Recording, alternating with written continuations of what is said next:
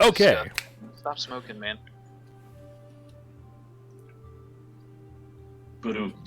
Anyway. So, gentlemen, thank you for making this meeting. I'd like to call us to order now. All rise. Okay, be seated. Okay. So, when last we left you guys, the second half of your week together as malcontents towards the government, eventually unfolding into a full-fledged rebellion, business cards on the way, has been rather busy for all of you guys, and you have spent the last day or so of your time, after getting yourself situated in your own little hideout, the Wasp Nest below the Long Roads Coffee House, you decided, okay, we've got a base, we've got a name, now let's get out there and do some advertising, and you guys decided to search the city for anybody that you could help, or anything that could help to build your cause as you move forward in your efforts to oppose Barzillai Thrun's efforts to stomp out the soul of the city. Because honestly, that's what it feels like he's doing. And you guys just aren't going to stand for that.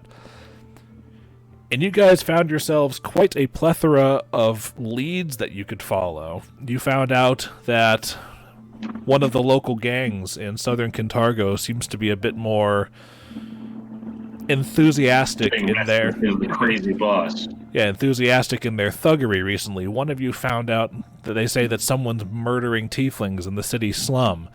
One of you found out that it's like the city's most popular diva, Shensen, has disappeared and hasn't been seen for a couple of weeks. And you also found out that House Thrun was holding some mercenaries captive in the Salik Salt Works on the port. And you decided, you know what? We need more numbers. So let's go get those guys out first. Which you did. And then your scouting mission to take a look at the layout of the place and the numbers and the size of the guard force very quickly turned into a full frontal assault. Which was awesome, by the way. Yes, and in character, you guys finally discovered Sugtok's great secret that he is not, in fact, human.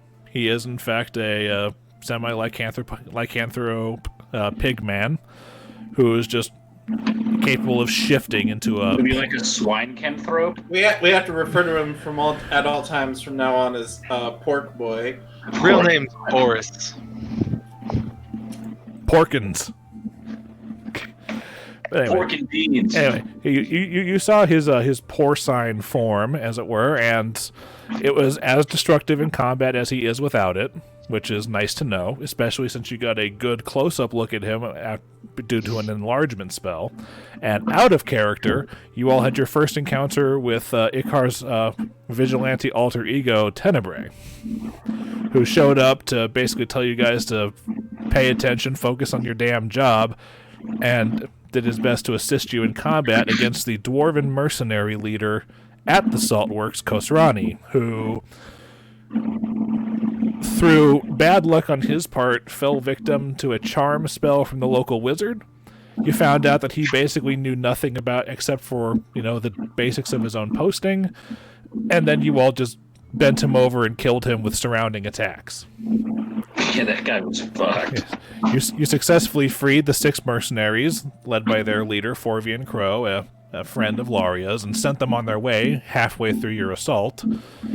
And once you guys finished, by the time you finished looting the bodies and everything of that particular carnage site that you guys left behind in the salt works, by the time you guys got back to the coffee house, it was maybe an hour or so before curfew.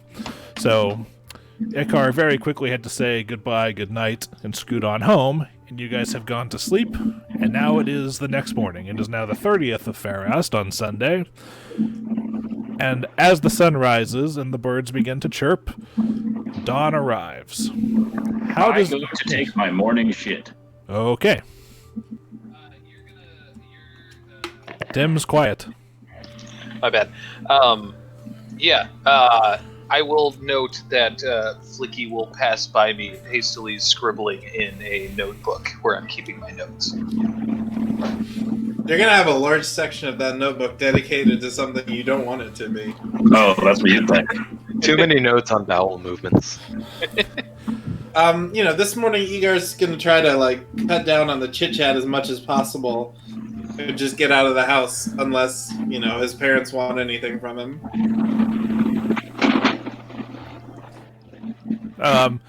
No, they don't. It's just they basically said everything that they needed to say to you over the 2 days you were grounded. I see. Coronavirus! Nope, no, that's the result of me inhaling a pizza for lunch. He's been able to do that since he was 6. At least you had lunch. Oh yeah, Sugtok would have and also because Stoner's Pizza Joint is one of the better joints in Savannah, with one of the best names too. But Sugtok what? I would have spent the night before kind of playing really mellow, soothing music on Delicious mix. my instrument, just chilling downstairs, and I'm going to spend a lot of time in the under part of the hideout right now, just kind of keeping my head down, trying to woo-saw. All right. Well, while you're busy playing the gentle music and stuff, you get some appreciative nods and gentle applause from the Fushi sisters. Oh, those are the Tengus, right? Correct. Nice. I'll give them friendly nods. Well, shit. As I reach the end of what I was writing, I do want to try and find Sugtok to talk about what happened the other day. Flickie finishes his morning shit. I wipe. Okay. We're not going into any further detail than that. Press the It's pretty digitation. runny. As I pass by the bathroom, I knock and say, "Hey, Flickie, I think we need to talk to Sugtok." You hear me go, I'm wiping, but I'll be there in a second. All right. I'm gonna go find Sugtok way downstairs. Flickie Morty Van Elfo. Oh, jeez. I just got over being sick. It's hard to do voices right now. But, I'll follow him after I'm done, which I am now. Hey, Shug, that's a sadder tune than I'm used to you. At least more thoughtful tune than I'm used to hearing from you. Can we talk about what happened the other day? I want to understand who or what you are. Yeah, by the other day he means last night. Last night, yeah. Or last evening, I guess. It's been a crazy few days. My sense of time is super off. My tusked friend, I haven't lost my temper like that in quite a while. And we are downstairs in the nest area, so well away from prying eyes. I'm a follower of Desna.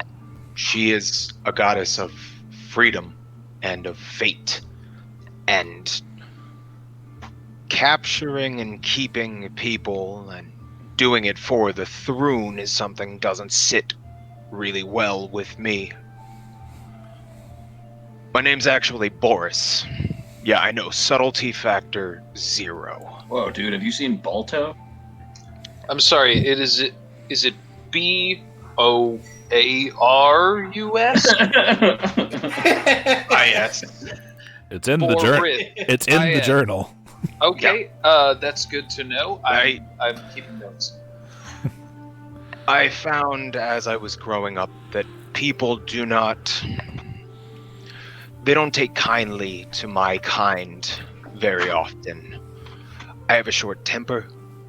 I don't like when people fuck with me. It's a long running thing. When I was up north, I was sold.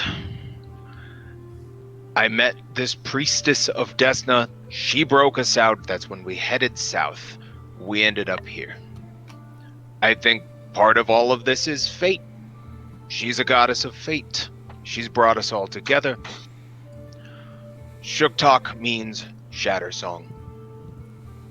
It's Ulfin, the northern language. It's It means the same thing as my last name. Your name is Shattersong. Shattersong. No, my name is Boarris. Oh, so right, Boarris. Shattersong. But yes, Shattersong, if we want to get technical. Okay. Yeah, because it's kind of like the Los Angeles Angels means the Angels.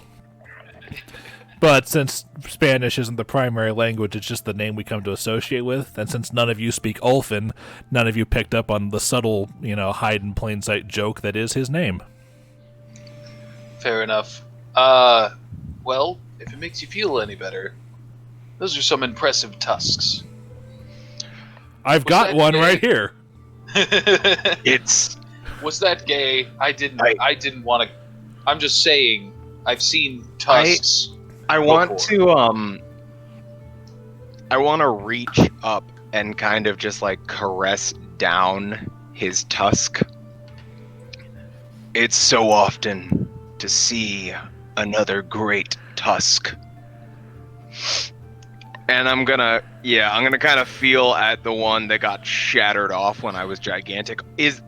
Which fortunately, because of the shape-shifting nature of yourself, will come back. That you still feel there's like a sort of phantom limb syndrome going on. Like the tooth was shattered, but the shape-shifting nature of your mouth has made this particular tooth a whole human tooth. When I shapeshift again, is it going to be shattered? No, probably not. Nope. Just because it comes back doesn't mean that the pain and the memory of a tooth breaking off goes away. Okay, cool. That makes my asshole pucker. I don't even thinking back about in that. character.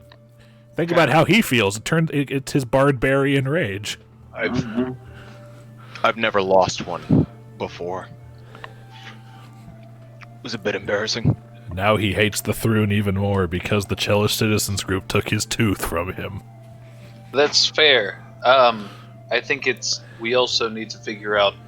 You reacted very, very harshly. I think we could have handled that situation in other ways. Maybe next time we consider a slightly more diplomatic approach. I understand the rage, but we don't need to kill any more than we have to. Otherwise we become them, right? Well, it's the Thrune. I hate to say, they're not people. Again, fear of sounding like them, but it is the Thrune. I mean, I'll definitely beat the shit out of them any day. I'm just saying, let's all discuss things. You guys are such good Kentargans. So we can beat them, but I shouldn't cut them in half? Wrong. No. Always cut them in half if you have to. You have to. I'm with him. I don't raise my fists unless someone else raises their weapon to me. That's been my thing. That's how it works. I got it. Hey. I'm gonna pull Flickie and kind of whisper to him, I'll just provoke them next time. We're good. It's fine. Give him a fucking thumbs up. And kind of noogie him a little bit. Back to business. You'll remember I am about 100 years older than you, but I'll take it. Provoke outrage. Outright. In good faith, I intentionally don't listen to them. And don't engage. Strike by night. Put up a fight. He said not to listen. I'm being a good person. I understand he's talking about me, but I'm not going to listen because he said it. Is Icar at the shop? Not yet. Not yet. This is you guys doing your morning stuff, and he's wrapping up at home, but he will be here shortly, sooner than yesterday, where he didn't get there till about 9:30. Yeah, okay, you go, Roger. No, I was just leaving it up to the liberty of you guys to I was about to say when you would want him to appear. We should discuss some more of these rumors we heard, but I mean, obviously we need our fourth. So you guys want to go grab some coffee while we wait for him to get here? Yeah, that sounds good. I hope he does. He's been a little bit shady recently. Luke, is there like a tip jar in the main cafe area upstairs? Yeah. It's usually just coppers only because a silver is still a hefty enough thing to count as a tip. Yeah, because people could just take that, so... Also, yes. Okay. Okay, so yeah, food time while we wait for Icar, I guess. All right, Icar. Let's say that with you managing to, go through the daily routine of, the house servants waking you up and making sure that you're appropriately dressed and have all of your tchotchkes and everything. Excuse me, you're able to get out of the building at about 8 o'clock in the morning. So you'll probably arrive at the coffee house at about 8:20. Okay. Yeah, Icar will come in, and as he looks around and sees the people doing the general baking thing, he'll look for Laria if she's available. She is. Well, she's out. She's about, but she's busy grinding up coffee, and she's running to and from the oven, making sure things are going. Real quickly, he'll just ask her if, good morning. Morning, Miss Longroad. You received our visitors the other day, correctly? Correct. They I've gotten them.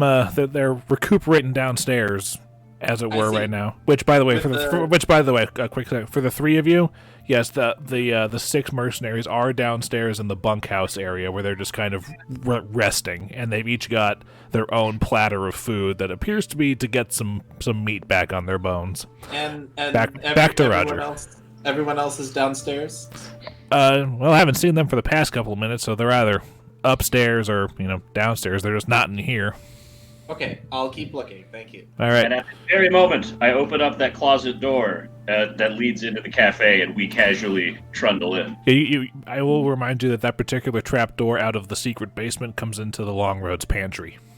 We come out of the pantry. You come out of the pantry. Alas, from the pantry you have arrived. Flickie, let's do that a little more subtle next time so we're not all bursting out of a pantry at the same time. Ilaria, I heard you needed some more biscuits, and I'm going to hand her some goods from the pantry. Yeah, we bring some stuff so it doesn't look sketch. Hand her a couple of snacks. Thank you, Sugar. She gives you a knowing wink away, because there are people here in the coffee house. There's a couple of school students. There's that same teacher who's sitting there with a cup of coffee. Hey, Roger, for the life of me, I can't remember your name because your name isn't set to the character. Icar. Icar. Hey, I was about to send a raven, a silver raven. How are you doing? Low profile. I point at Tim. I'm doing fine. Why don't I help you? Why don't I help all of you get some more stuff for Laria, and we can talk about it while we work. Sounds great. And we all inconspicuously go back into the pantry. Hey. I'm gonna awkwardly grab an apron from the rack and put it on just so it looks like I'm doing stuff. Okay. I leave my hawk upstairs while we do this. Upstairs as in like the upstairs part of the coffee house, or in the behind the counter. Not be a dick and just kind of chill. Okay, so we're just gonna the rafters then. Yeah, I guess he'll just hang out on the rafters. Because him and I have an emotional link. If he gets startled, I'll feel it. So cool. My halfling isn't perfect, Tib'resh, but I believe that apron has something to do with chefs and kissing. Well, pucker up, Buttercup. Is the chef. I'm just kidding. I don't know how to cook. That is not what I was trained in. If you need something notary, though, I can help. I'll keep that in mind. There are actually official notary shops in Kintargo. I'm going to let you guys know this. I feel like as a scribe, I can't cover the official. I can't, not officially within the city. Never mind. I mean, if you want to get yourself notarized, all you got to do is get the government to approve it. I do want to note that my character has exquisite handwriting. That is really important to me because in real life I don't have exquisite handwriting. I know the feeling.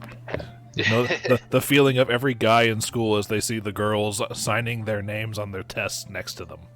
I do want to make a note to everyone that I do generally spend my evenings taking note of the things that happen to us during the day. Yeah. Yes, you guys have 2 forms of record keeping, musical and chronicle. One of them is slightly more detail oriented. Fair enough. Elephant in the room, I asked them if we should discuss more of these rumor options that we heard the other day while me and Tib'resh were failing to get information out of people. Well, we can do that, but I'd really like to make sure that the men that we recovered, I'd like to talk to them just to make our intentions clear. For sure. Oh yeah, sure. They are there. It's still early enough that actually all of them are still heartily snoring in the bunkhouse area. So any meetings you guys are having are probably around the tables in the storehouse area. Which, by the way, the wasp nest I'm basically dividing up into the 4 areas, which is the secret basement that has the secret door leading into the wasp nest proper, which I am just operating under the assumption that you guys close every time you use it. Yeah. Okay. But there's the other 3 areas are the dock, which is the hallway and the dock and the lake, the bunkhouse, and the storehouse. Okay, cool. Since all these guys are asleep, we can talk about rumors first if they're sleeping. We can, Maybe but they deserve it. just I know they've had a rough time. I'm gonna They were looking really rough yesterday afternoon. Yeah. Damn. I'm gonna slap down a few copper to get them some coffee, even though I know our patron would give it to them for free since she's taking care of them. I would rather pay for it. So I'm gonna get 4 cups. How many guys were there? 6. 6. I'll slap down 1 silver. Hopefully that covers the whole thing. You know from pricing that it will. Okay, excellent. And for a small plate of like muffins. Excellent. I can't, for the life of me, remember any of the names. I'm gonna start recording these. So Tib'resh buys them food and coffee and shit for like when they get up, or like is Yeah. Yes. Okay, No, for when they, we'll sit around, but I'll put an order in. We'll Okay, sit cool. around and Laria takes it, nods, and says, "I was planning on doing that anyway, but it's nice that you're looking out for them. It's only gonna endear you to them some more." well, while they're waking up to the aroma of food, yes, we can table the discussion of some rumors. Okay. I think that we should talk about the dude killing tieflings, or person, or entity. And we do that. So do. I knew it was coming. It's in the red district, right? Where's the notes we have on that? I have the notes. Someone killing tiefling. The slasher may be back in the Devil's Nursery taking trophies. So the Devil's Nursery, if I remember correctly, is this part of town. Yes. I have a smaller line of red in the shape, kind of around the nursery area. But yes, that area that Roger has circled is the nursery. Okay. It's basically a sub-district in Southern Red Roof. There's...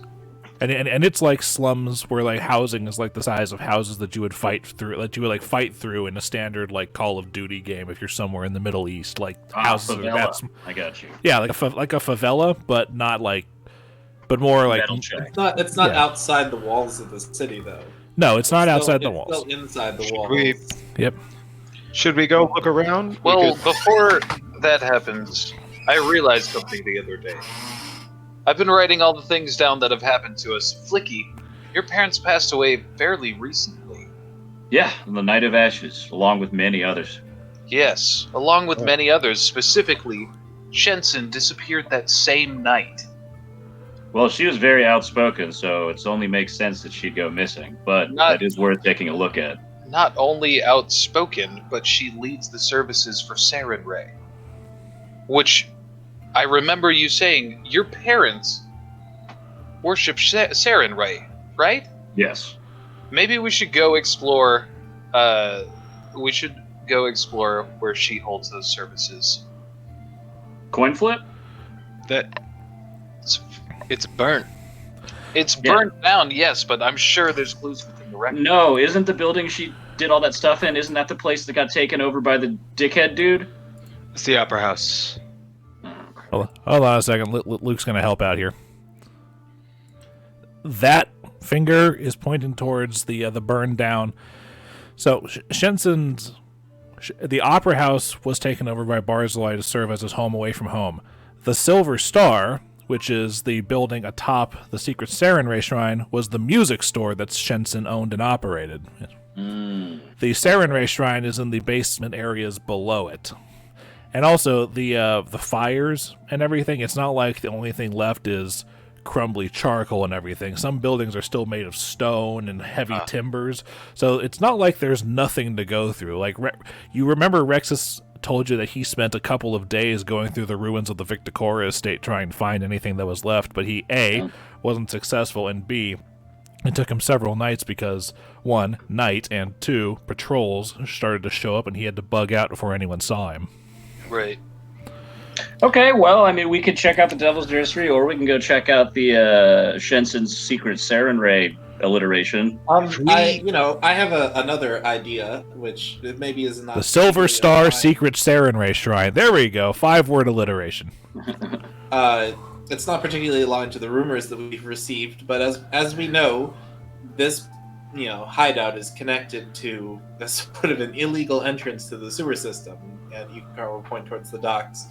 We don't really know what that is connected to, and I think we should devote some time to exploring exactly how this hideout is connected to the sewer and the city system at large. That's perfect. I can write my disc. That could be a very easy way to navigate the city, especially since I remember one of us was very vexed by having to pay the bridge toll, which is very cheap. But Not a fan. Don't like paying the throne.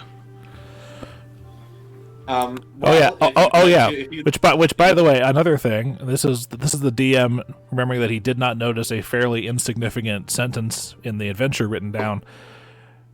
Crossing the bridge was free until Thrune showed up and imposed this tax. So this is a relatively new thing for everyone in the city. Okay. If that helps inform character development. That out, I can throw down a towel on old Disky, and I can just hover 3 feet above the water and just kind of Yoda chair my way around and check out the sewers. I thought if you sat on the disc, it pops. Luke has allowed a DM fiat thing that if he wants to Yoda chair his way on the disc, he can put something between him and the physical disc. I see. Just don't fall off the rug. Yeah, I mean, that's fine. And speaking from inexperience here, should we split up and pursue different rumors? No. Okay, we will not. I'm glad we didn't split up when we investigated the salt mines. Yeah, before we got there, because from what I heard as I was running away, there was quite a scuffle. Yeah, it would have been nice if you'd been there for it, bud. You've seen that I have it was very intimidating. I suppose running away has its merits for certain times. I'm just gonna look him up and down because he's kind of. Don't worry, Icar. Someone had to make sure that the city guard wasn't going to come running after you. Yeah, that's fair. I'll give him that. I'll give you that one. I will let you guys know, just as far as mechanics are concerned, your raid against the Saltworks was not unnoticed, and your notoriety has increased by 4. I mean, that's not because isn't max 100? Correct. Okay, cool. But it's a D100. Essentially, we're trying to roll under notoriety. We're trying to roll. Yeah, we want 0. We want 0, so we want to try to roll above it, I think. I'll let you guys know it was for every time going into the Saltworks, roll a D4, and I rolled max on it. And you guys only made 1 trip, so. Yeah, we did. And Rexus's thing reduces notoriety by 1 at the beginning of every upkeep phase at the end of the week, so it's really not that much of an issue right now. Slaughtering them was the right choice. Okay, now. Let's not get ahead of ourselves. Spoken like a true chaotic character. Okay. Well, since homeboys over there are still taking a little nippy nap, I'm gonna cast light. Or wait, what the fuck is it called? 1 second. Light is the light spell. Yes. I cast light just with my hand. I cast floating disc. Cover that bitch with the carpet. You have to light. You have to cast on something. I cast it on my other hand. No, well, like you had, like, Okay, I touched the carpet. I don't know. I All right, cast well- light on the carpet. okay, well, Put it on the carpet, right? that means that the carpet now glows with light equivalent to a torch for the next 20 minutes. Tight. I go explore the sewers for 20 minutes and see if there's anything of note. This is the part where Luke gets to start looking at things. No, it just means I get to look at percentages. I do think that if the temple to Tenebrae was underground, and the upper portion of that building is crumbled, is there any sewer access near that shop? You could try to roll knowledge engineering. I'll try it. And while you're doing that, Flickie, how many hours do you want to spend exploring the sewer connected to and from the wasp nest? What time is it right now? It's about, by the time end of your discussion and everything, about 9 in the morning. I tell these guys if I'm not back by 11, come look for me. Okay. And I'm just going to double check something right quick just so I know how this is working. Hold on. 19 on my engineering knowledge check. Okay, hold on. Oh, yeah. Dillon, your floating disc will last for 1 hour per level, so the disc will disappear after 2 hours. I'm just letting you know that. I said from 9 to 11. All right. Hour in, hour out. Yeah. All right. I'm not trying to go 2 hours in. I'm trying to go because I know that it was that big. It was where we fought the crocodile thing. So I know that it goes over to the side. So I'm gonna explore up and explore down for about an hour, but I'm not gonna go further than an hour. But like if this is the lake area of the wasp nest, it actually ends on like a wall here, and the sewer access is like a hole in the wall out here that's connected to like the actual sewers right here.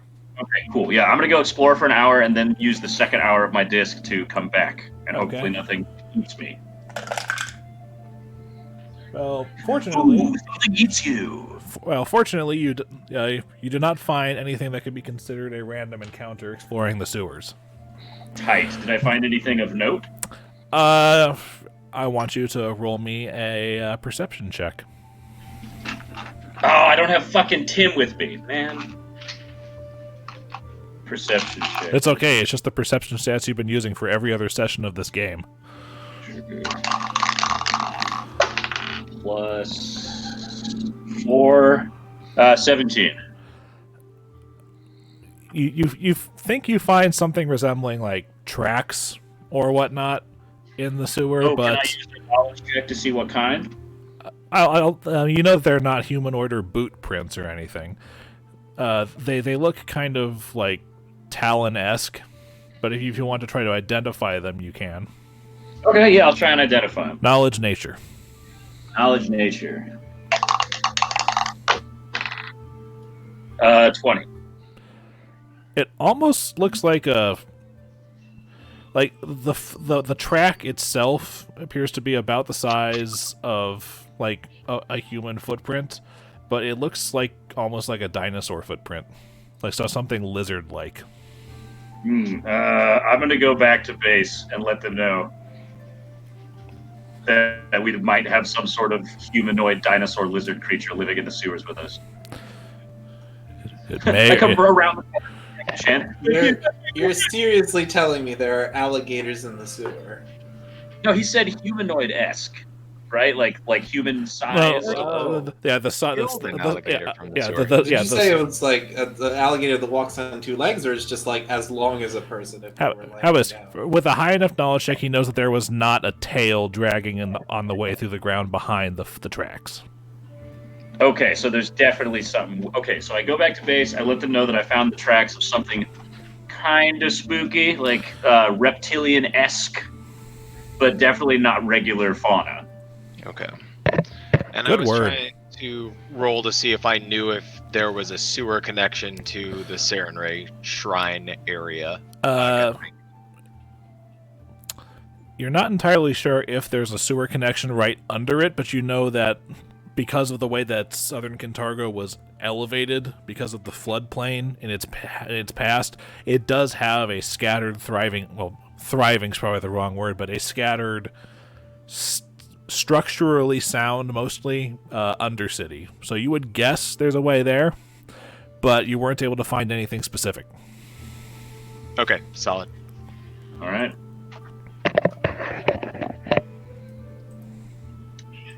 What was that? That's our cats. Oh, that's fair. Tom Okay. has no balls. So, shit. I guess I'm back. I've told them about the stuff. It's 11-ish. Are the dudes waking up yet? Because I don't want to, like, rudely awaken them. Oh, no. While you've been gone, like around 10:15 or so, they started getting up, All right. and we're just kind of enjoying the fact that they had room to stretch. Mhm. Okay, well, that's good. And they're I- served I- with I- wonderful coffee and With a dirty lick to lift their spirit. On your lute. I don't mean your tongue. Oh, as they are up and appreciating the coffee and breakfast-related foodstuffs that were left for them, I'm not going to assume you guys just start talking. I'm going to let you guys initiate that. Oh, well, they see me come floating back in on like a magic carpet that's like shining bright like a diamond, and they're like, "What? Isn't that the guy?" And so I come over and I see that they're waking up, and I ask them how they're doing and if they're feeling well. There's a general nod of consent. I'm going to... Tim, you still there? Yeah, easier. Okay. I'm illegal. Okay, I'm just trying to see because his video... yeah. Sorry, I'm eating a snack. I don't want everyone to look at me. Don't look, I'm hideous. But yes, they're all like, oh yeah, sure, it's fine. It's a lot better than the hardtack and water they were feeding us over there. Coffee's amazing. Yeah, I know. That's what we said. And they're just like, all right, and they just kind of like. But the one who identified himself yesterday as a Forvian Crow, their leader, kind of says like, I'd like to thank you again for getting us out of that situation.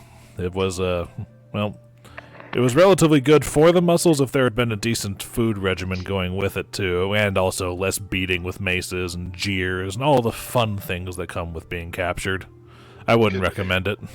That sounds terrible. You're a friend of Laria, and Laria is a friend of ours. And Yes, I've known Laria for the better part of a decade at this point, and she does excellent work with the. Well, we're down here, so I guess you know about the network and everything, but well, sometimes she just needs a little extra muscle, something, or maybe even occasionally help reaching something on the top shelf. It's a thing that happens, but allow me to formally introduce myself. My name is Forvian Crow, and these are my men. He points at one of them in particular. That over there is my second, Morgar. And a guy who's stuffing his face, who's stuffing his face with a muffin, kind of looks over you and goes like, "Oh, what's going on?" He's like, yeah, if I'm not around, you can probably direct things to him, but I don't see myself going outside much, at least until the heat dies down, as it were. Okay. Yeah.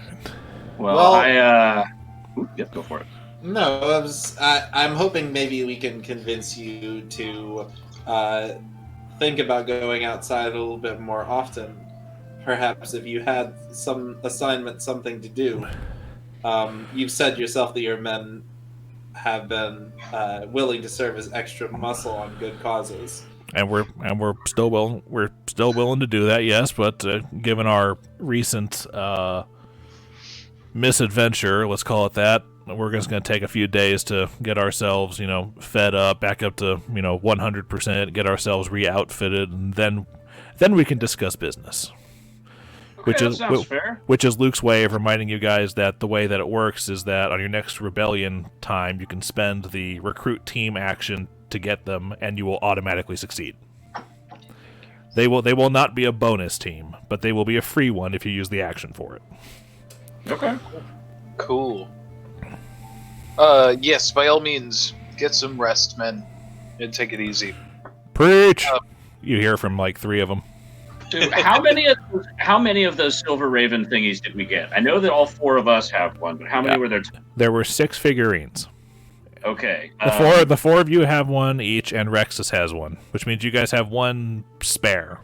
Okay, I have an idea. We will leave you this magical raven figurine. I then explain to them what it does and how it works, And if you need anything at all, feel free to use it. 140 characters or less. Yeah, it's 100. Well, I said I explained what it is and how. I know. It's just me making. It's me making the Twitter joke. Oh, Twitter. Oh, duh. I fucking haven't used Twitter in years. Okay, but yeah. So I leave them. Me neither. Okay, he's like, yeah, sure. We'll, is it, I imagine you guys are going to be coming back here a lot. And like, we're gonna leave it there. Okay. Yeah, I know, but we will be. But Well, I mean, I just we're out in think the we're city check doing back something, and something happens.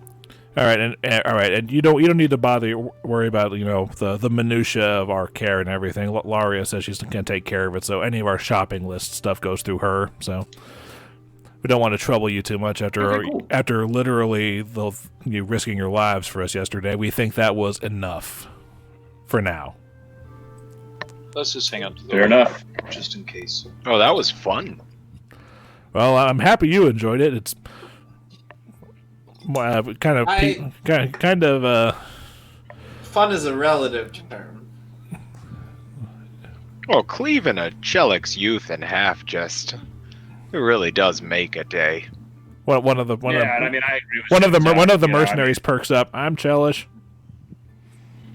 But are you one of the Chelish youth? You know what I'm saying. Oh, you mean Oh, those citizen group assholes? Oh yeah, I wanted to cave them in with their own chamber pot, but unfortunately shackles prevent that.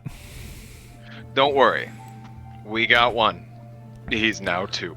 Now, real quick, did you glean anything from their scheme? Why they were using you guys for this purpose? What their salt mine was going to? We actually did overhear that Kozrani, that dwarven asshole who was overlooking him, was actually undercutting Thrun and selling some of the dried salt in the black market.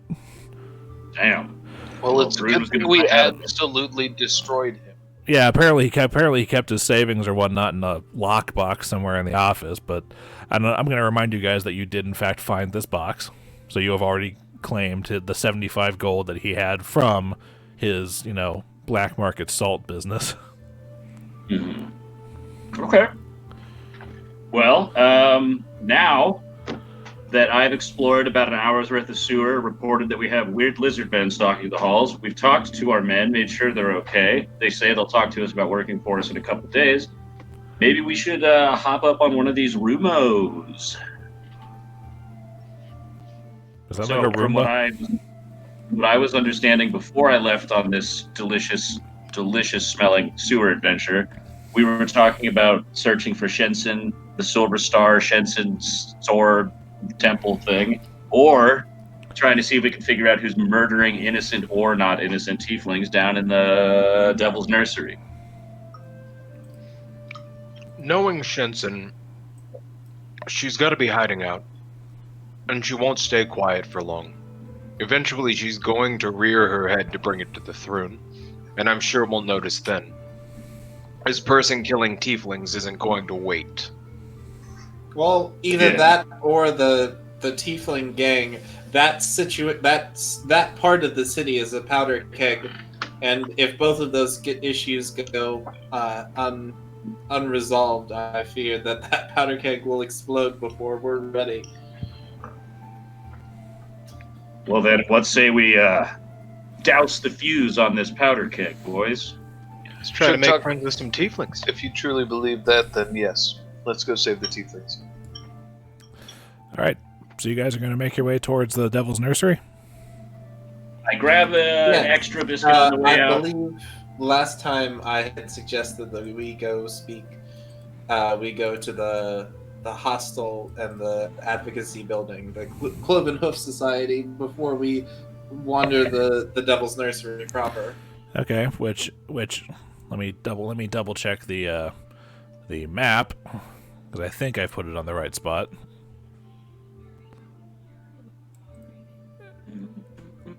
Nope, I missed it by one building. Boop. You fool. Yeah, I know. Boo You me. absolute buffoon. Yes, but Yeah, it's where we're going. We might as well stop there first. All right, you guys. It's Because that extra red line is signifying the Devil's Nursery, right? correct. Okay, yeah, It's we re- can it- stop at that. it- It's yeah, right next to where we yeah. wanted to go. It's relatively visibly obvious from all of the small buildings, but I figured the little extra bit couldn't hurt. All right, so I agree with you. it's going to cost you guys another 3 copper to cross the bridge. That's fine. That is fine. Flick him the 3. Yes. You guys make your way through Red Roof, and you make your way over to, or at the very least, Icar leads everybody to the Cloven Hoof Society, because as a city nobility, he's probably most familiar with the societies and everything going on in town. And when you come to the Cloven Hoof Society, you all find it boarded up. It appears to be closed, and has been for several days. As in, since the Night of Ashes, several days, or Around that can I time, make it? it looks like the boards are like relatively fresh, but not like yesterday. Okay, Is there- so within is a there- couple weeks. Is there a notice on the door? Yeah, it currently says it basically just says closed until further notice. There's no real reason given, but knowledge local. My knowledge, I get a +6 on that. Does anyone else have higher? Well, I mean, we can both roll. I mean, all of you can roll the knowledge if you have it. It's just Oh, okay.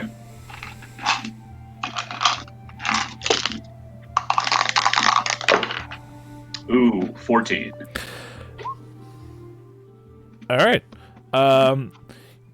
The two of you that got a 14, and I guess Roger, who learns this small bit also, are aware that the Cloven Hoof Society is run by a tiefling woman named Straya Vestori, who's basically the city's most notable advocate for tiefling rights in Kintargo.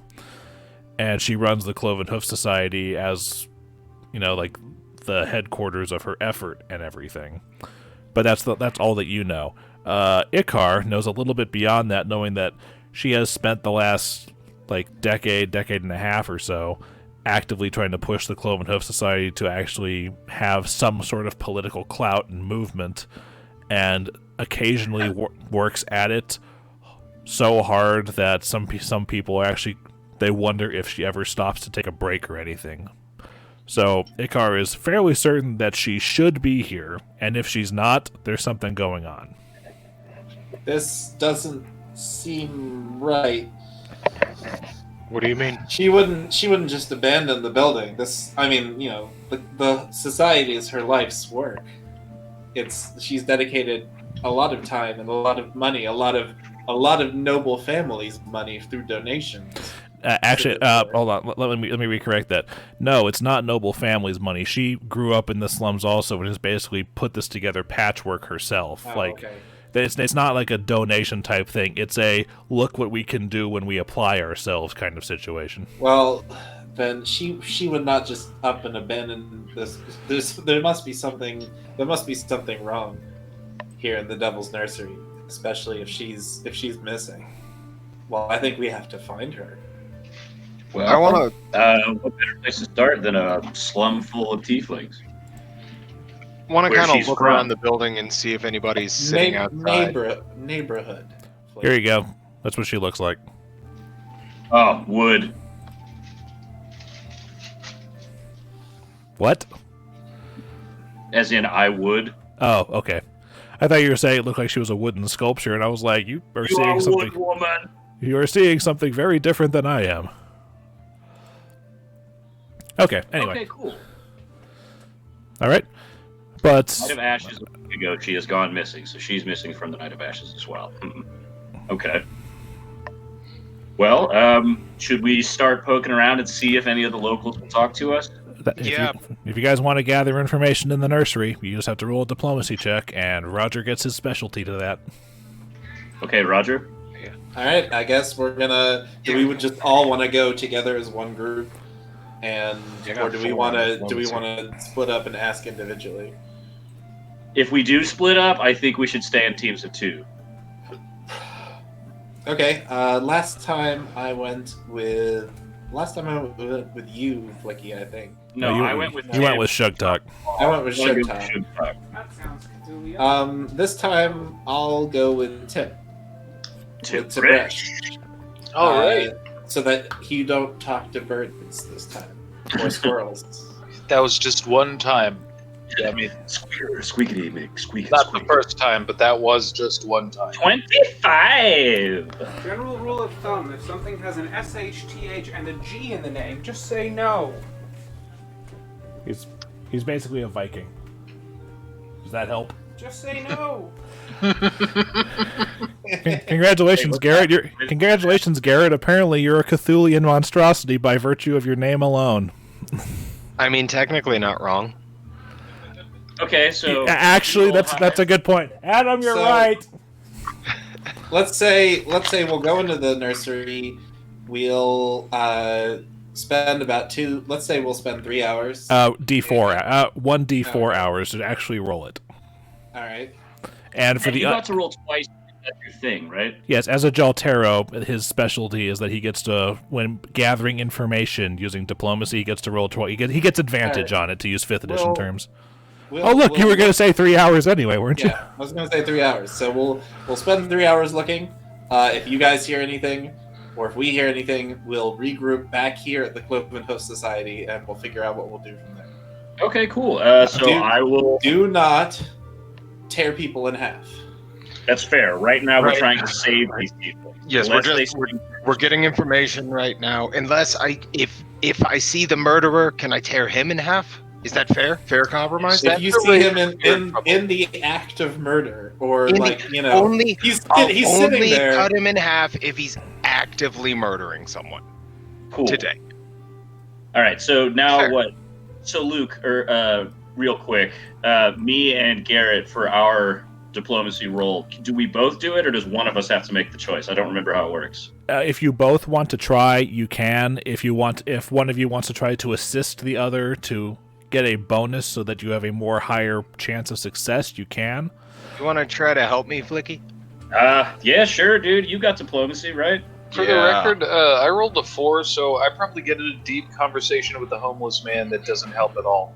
I got a So now, 8, so he is Flickie. this roll. I can actually tell Tib'resh exactly what happens to him, but first let me hear to them. Okay, what for the assist roll? Do I just roll a d20 and add that, or whatever? How does the Your assist roll is basically you roll the skill check, and if you roll high enough, you add +2 to his roll. Assisting is what you have to beat a 10, right? I think so. It's either a 10 or a 15. I think it's a 10. Fucking nat 20, baby. Does that help us out at all? Nat 20 on the assist roll. Damn. Hold on. That Plus works. 2, so it's Yeah. a whopping 10. Yeah. It beats a 10. Yeah. Well. Okay. Well, I also need you guys to roll a d4 as well to see how long it takes. 2 hours. Okay, 2 hours. While you guys are bumming around the slums trying to talk to people, it's one of those situations where I like the most recent example I would say would be episode 13 of The Mandalorian, where you go to try to talk to people and they just kind of like they're really suspicious of you, and they like shut the door and like hush the children away and things like that. So you guys spend a couple of hours trying to get information in the nursery, but you're not able to convince anybody to talk to you because you just look so out of place there. Because one of you is a fucking Viking bard walking around, looking like you're ready to just cave in the skull of the first person to look at you crossways, and the other is an elf who's just chilling. Yeah, he's just falling around. It's like if he's hanging out with this guy, he's got to be something up with him. Okay. Tib'resh specifically, for rolling a 4, is unable to pull any meaningful information out of the people because there's like a small cluster of like 3 or 4 homeless children of like 7 or 8 who basically kind of pestering him and like asking him what's going on. Are those tusks real? Is the skin actually supposed to be that color green? And he's just basically he's playing the role of inadvertent babysitter for a few hours as he's pestered by the orphans of the slums. Oh, jeez, they're just, you look weird, ha ha ha! They're like throwing pebbles at him and shit. Kinda. But, a little bit Like more... those kids from Wind Waker that follow you around. And you No. fucking... It's more like... Actually, yeah, that's the example I was going to use. One of them's got They're the annoying, but I'm giants. taking care of them. One of them's got the giant snot thing wobbling to and fro. Oh, jeez. Yeah, that kid. Okay, so we obviously didn't discover anything. Icar, however, he's able to actually find an elderly tiefling man sitting on what would be the slum equivalent of a porch, so basically the front step of the door. Mm-hmm.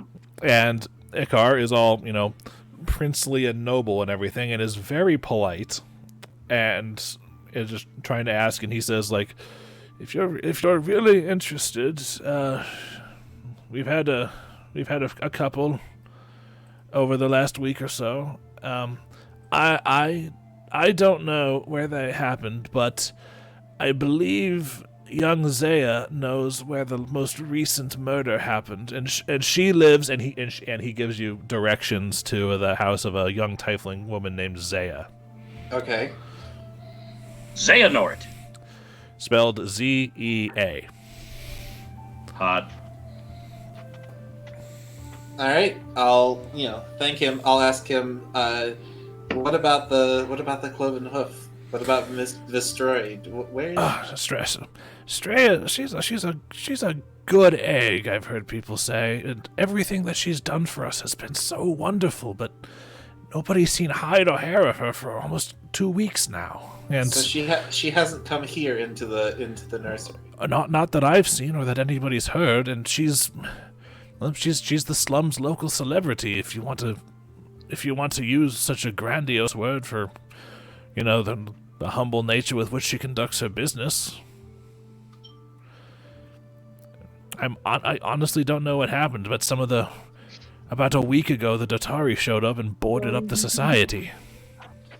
Put a close notice on it. I also want to ask him if he is willing to tell me anything about the gang activity. If he knows who we might talk to try to at least have an audience with them to get them to chill out. I don't know anything about gang leadership or anything, but I know that the Red Jills, they recruit from tieflings specifically, and they wear red cloaks, so it's relatively easy to identify them. But whenever we see people wearing red cloaks, we just hide ourselves away. For the love of God, no. Come on, man. Sorry, dude. I forgot I could do it, and I was like, I'm gonna draw a dick. All right. Yeah, my bad. All right. Well, with you sticking your penis straight into our business, we finally gotten that taken care of. Where were we? I was gonna comment if the Red Jills recruit solely tieflings, maybe we can talk to this Zaya, and she could be a way in if she's amenable to it. Oh, and by the way, Tim is with me at this point. We left with my. I assume that unless you specifically say otherwise, whenever you leave, the hawk comes with. Okay, cool. Just wanted to. All right. He's like, I suppose you could try, but I think Zaya's too good-hearted to get in with those thugs. But you can always ask. By the way, can you spare any alms for the poor? Yes, of course, and I'll hand him 8 copper. Oh, very kind of you. You have to Shellen's blessing upon you. And upon you. Have an excellent day, young sir. I will try. Tib'resh, Yeah? don't handle the children like that. I'm sorry. They're way smarter than I thought they were.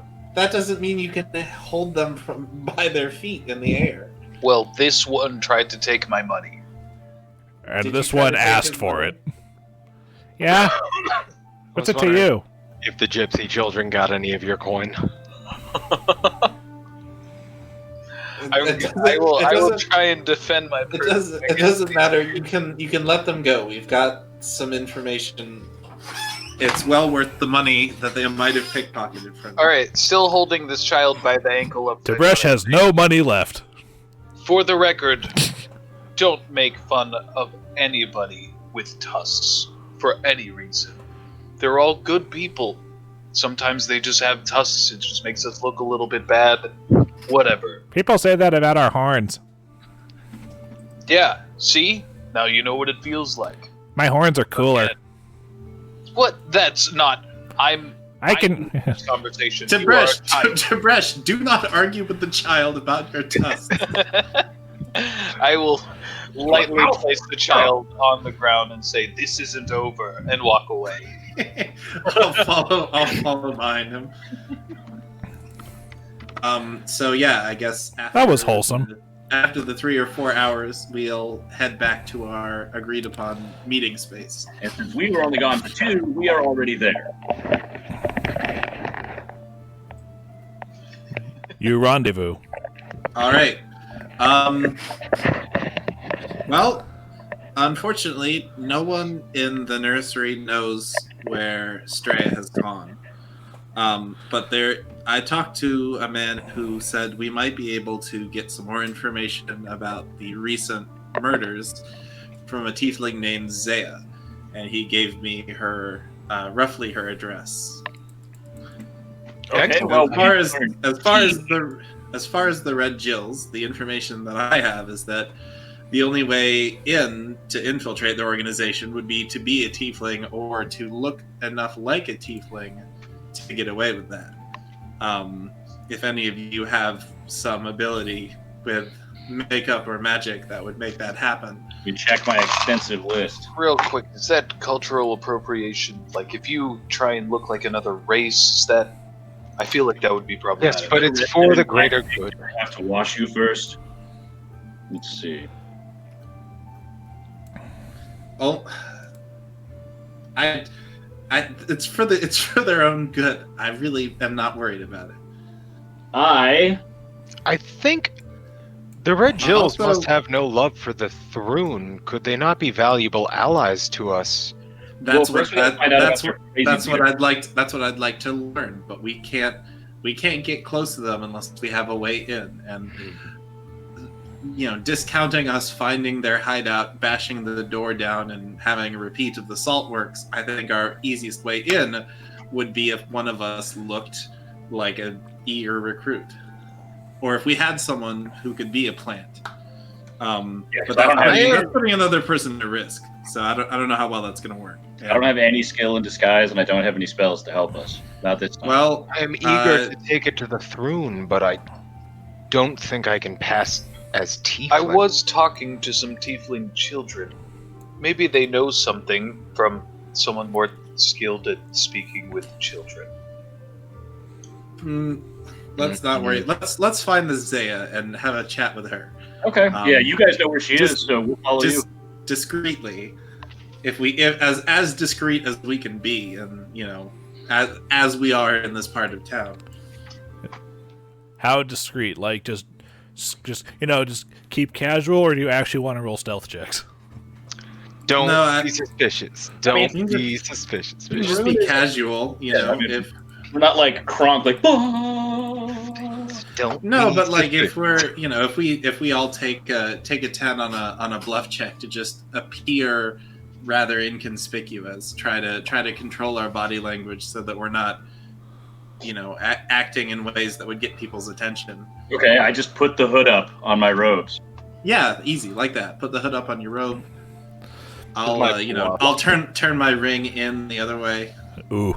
Yeah, and I will let I will let Flickie and everybody know that if it wasn't for Flickie's magnificent, curly poofy fro, the tips of his ears would be visible because elf ear tips actually go up past the crown of his head, so his hair is covering that. Hold the fuck on. Is it canon that Flickie has a big ass afro? It's looking. Yeah, I have my hair, but damn it.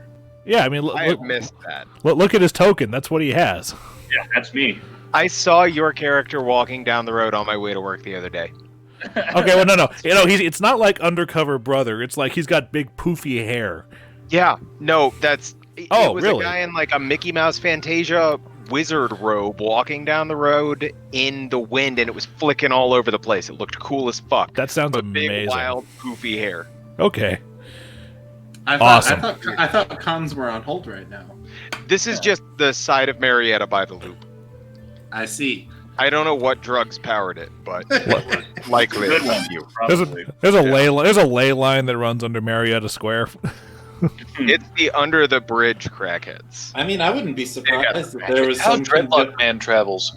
I wouldn't be surprised if there's some sort of conjunction of ley lines under Atlanta that would explain a lot. Yeah. Like the That's city's, okay. like the city's like I- layout. I inconspicuize myself with my hood. Okay. As you make yourselves inconspicuous, you follow you follow Icar as he winds his way through the slums to the address that was given to him by the gentleman he was speaking with. Cool. There is a door. I knock on the door. No, Icar should knock on the door because the old man likes him. Okay. You knock on the door and you hear a voice from inside. Who is it? Is this Zaya's house? We were sent by. Can we rewind and say that I asked the old man what his name was? Yes, you can. Hold on. He said yes. Yes, you can. The old man's name was Mimos. Oh, mimosa. We were speaking with Memos, and he said you might be able to help us. Do you mind if we come in? She cracks the door and peeks her head out, and she looks like this. Whoa! I accidentally say that out loud because I've never seen a tiefling with horns so big. Everybody say that? This is the girl, Garrett, the house we were going to. Oh, her horns are way more dope. That's than what I said! I was very, very happy that I got the reaction from all these RPG newbies who aren't that used to tiefling characters. I'm used to tieflings. The first two you gave us was wee little baby horns and then super dope bad bitch horns. Yeah, true. Of course we're gonna get excited. I know. I know about tieflings, but We are very excited. Yeah, but yes, but that's Zan. She opens the door and she looks at the four of you and says, it would be kind of cramped inside if I invited you all in. Could I just come out?" Yeah. That's sure. All right. She kind of opens. She comes out. She's wearing like basic, burlappy kind of outfits and everything. Which is like, yes, I'm Zaya, and who are you? She addresses Icar first because conversation.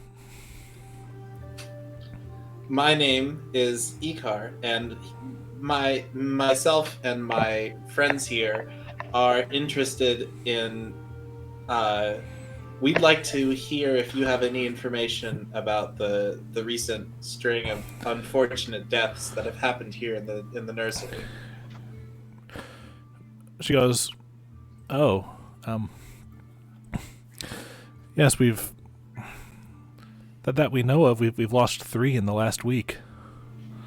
I recognize that it's not an easy subject to talk about, but we're hoping that we might be able to do something about it in the absence of anyone else willing to help you. So any information you'd be willing to give us would be appreciated. Well, I'm the one who found the most recent body. I can take you to where it was found, and do any of you have a map? Maybe our scribe might have a map. Tib'resh, Scribe. do you have a map? Scribe. Yeah, Okay. but taking notes. Yeah, I know, but you might have whatever. Let me How check do you, my. we figure you've got the documents. Do you have a map? A reference material on To you? the city you live in. how do you take notes of how far one thing I is just from know another? Okay. I have a good idea about how the city looks. While this entire thing goes back and forth, Isaiah can't help but she fails to completely stifle a chuckle. I acknowledge I this, and I surely kind of look at her and I know. go, I know, right? Like, We've never picked one up. I don't know why everyone expects me to have them. because you have all this paper. If it's not too much of an issue, I could probably tell you like the addresses where the other 2 were found, and I can take you to the 3rd one. I concur. Helpful. All right, let me. And Yes, any information about any of the 3 of them would be great. okay. You've heard any rumors about what might be coming next? If there's any Well, talk about let's see if we can just get information about the 3 that have happened, and then we can start to draw conclusions about how they might be related to one another, which would give us a pattern. We could then try to anticipate the next one. Fucking solving the Zodiac. This campaign is red. Do you know the other tieflings that were killed? Not personally. We feel more like a community here, but it's very rare that we actually deal like as a group to that extent. And by the time she finishes giving you guys the spiel. The spiel. The addresses in question are the 3 X's I have put in the Devil's Nursery, and the finger points to the one that she's going to be leading you to. Okay, cool. Okay. All right, and so she leads you through there, and as she hold on a second. Oh no, DM rolls. As she leads you through the alleyways and whatnot, up from behind you, more of the rambunctious kids kind of brush past you and everything. And everybody check to make sure they didn't take a shit. Hold on. As one of them brushes past you, Zaya grabs one of them by the wrist and says, that was sloppy. She holds out her hand. Give it back. He goes, I don't know what you're talking about. She kind of squeezes his wrist a little bit. It was sloppy and you were caught. Be gracious about it. He kind of pouts and puts Sugtok's coin purse back in her hand and says, thank you. Don't steal from the people that are helping us. And she sends him on his way and hands Sugtok his coin purse back.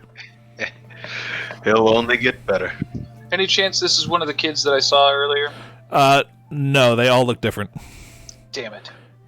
As a matter of fact, this one was a girl. Sex robot. Yeah. Oh, God. Appreciate that, love. Hey. It's like, happy to help. So she leads her way back to the, until eventually you guys get to the murder site. It's it's a couple of streets over from the southern wall of the city. It's like she says, this is where we found the body. Okay. I'm not. Around. All right.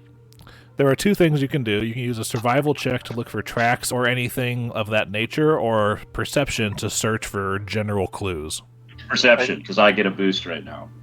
I have good perception as well. I'm going to roll to perceive. And I'm going to note, Sugtok, this is practically in your backyard. How have you not heard about this? Because he's been with us for a week. I have rather been running with the revolution as of late. Yeah. Sugtok, ixnay on the evolution. Right. I got a 24. For perception? Perception, because I got the 4 from my skill and then the 3 from my hawk. All right. Are all of those perception checks? Yeah. Okay. As you guys are busy, Sorry. Yes. Perception's wisdom based. Yeah. Yeah. As you guys are busy looking over, basically the alley corner that she led you to, you guys. There's actually not that much to find. She even flat out tells you that the murder in question happened 2 days ago. But as you guys are busy looking around and whatnot, you all, since you all rolled high enough, which I get to do this, you guys are looking over like crates and whatnot, and you guys look over one, and it's kind of like the old Scooby thing where your heads like come in from off screen. I was totally just thinking that. And you find what appears to be near the wall a single tooth with its roots still there and blood on the bottom pointy parts of the tooth. I nudge Sugtok and go, ooh, too soon, huh? Ooh. And I'm Luke, as they're like looking around the scene, Icar will continue to talk with Zaya to just collect any information she has about when they found him, who found them. She found him. For this particular one, she found the body. That's why she knows exactly. She was taking us here. Yeah, yeah. What time was it? Like what time of the day was it? Sundown? No, I found him. I found him first thing in the morning, and I imagine if it had happened before sundown, somebody would have seen him before then. So it happened sometime during after curfew. During the evening. Do the Dotari come into this part of the town very often to check on the curtain? She scoffs. Of course not. The Totari don't care about us. Honestly, the worst things we have to worry about are, either the red Jills or on the rare occasion that something crawls up from the sewers, and then we just have to find whatever frying pans or kitchen knives are nearby and just beat it until it goes away. I asked her about things that crawled out Beating the sewer alligators with frying pans. because I tell her that I found some weird tracks in the sewers, and I ask her what kind of things they've seen crawl out. Well, there's the occasional rats. The worst thing I've ever seen was this large creature with a huge mouth and I think 3 legs and tentacles, and it smelled like filth. Jesus Christ. I mean, Saren Ray. By the divines! For Sigma! By the way, That's not, And By the way, like based on that description, you can have a knowledge dungeoneering check to try to identify what she's describing. okay. I'll take a swing at it. Yeah, go for it. That's one of the... Okay, I will alter roll. Tim's like trash monster. Sugtok's like trash monster. 16. I've heard rumors of trash monsters down there. I don't like the idea of a monster made out of trash. You've heard the same thing, right? Cares. Hold on a second. Let me double check what the what you would try to be rolling for here. Identify. Flickie, you ever see a trash monster? You are fairly certain, Flickie, that she's describing an Odiug. Ew, can we see it in the book, or is that not cool? The rest of us close our eyes. Unfortunately, no, all you have to go on is her description of it. You actually haven't seen one yourself. Okay. But do I know anything about it, or was my... you know that Odiugs are quasi-intelligent creatures that exist mostly on refuse and carrion. Gross, trash monster. Yeah, pretty much. Like, there are records of people that have actually formed a semi-symbiotic relationship with Odiugs by using them as a living trash disposal. But they're also relatively dangerous, and they have, and their bites carry diseases and shit. But I could make one my pet. They a 3-legged tentacle monster my pet. Well, they're stupid, but they are intelligent. Kind of like Tim the Hawk. Yeah, like Tim the Hawk. Okay, I tell her that it might be an Odiug, but I've never seen one. I've only heard of it. Well, thank you for the information. Well, I certainly hope I don't see it ever again. All right, now let's look at this friggin' tooth. Okay. Anyway, back to Roger's conversation. Well, no, I'm willing to let it be interrupted if they say, "Aha, a tooth." Oh, okay. We can get back to asking her questions.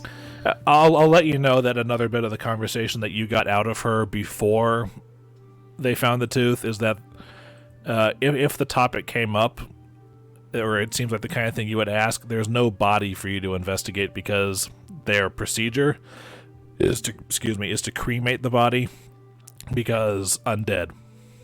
They don't want to risk the undead walking through the slums. Death Stranding, I got you. That would be probably not so great. Also, while I'm on this the topic and we're rolling knowledge checks, can everyone make me a generic knowledge planes check? Tight. Yes, I can. If you have it, of course. Motherfucking, is that a fucking? Okay, 19. That's gonna be nothing for me. Okay, well then, Flickie is aware that tieflings as a race are not actually humanoids; they're native outsiders. But the primary thing that he knows is that tieflings are relatively resistant to the 3 main elemental types. So if they have to cremate them, then they have to... He's surprised that they do that, considering the fact that tieflings are naturally resistant to fire, cold, and electricity. Yeah, I mentioned that to the crew, and I asked Zaya, if they get cremated, aren't you guys heavily resistant to fire? What's the process? We put them in a crematorium. It gets hot enough. Okay, fair enough. What's this about a tooth? That's up to you guys. We did find this on the ground, and I'm gonna show the tooth that I've been kind of The body that you found, Zaya, was it missing a tooth?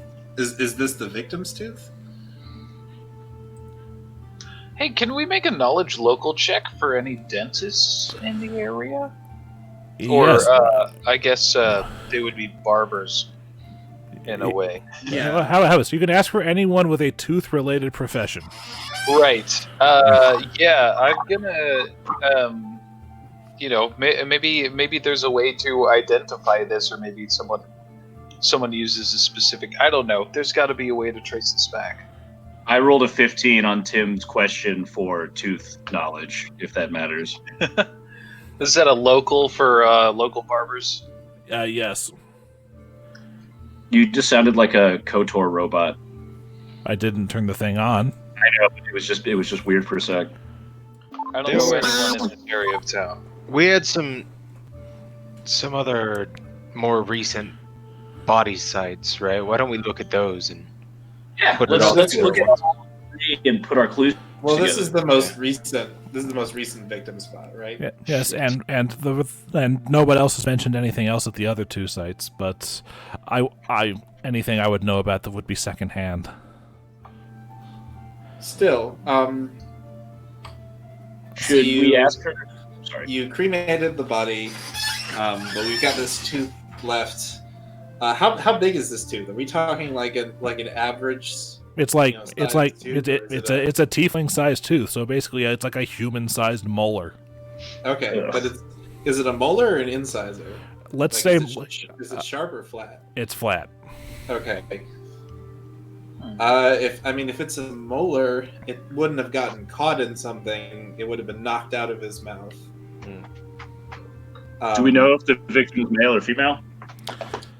She says that this particular victim was a guy. What, and the other two, were they both men, or was She man does. and a woman? She doesn't know. It's her knowledge of the other two is secondhand. Okay. Do you Let's, know anyone Sorry. who might have more information? More The- direct information on the other two. We're trying to stop this. remember. Well, if you're really interested about helping, I don't foresee this stopping at just these three.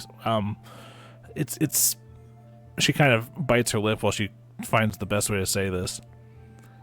It's a morbid thought, but if we come across another one, we could send for you immediately and hold the body so that you could investigate it.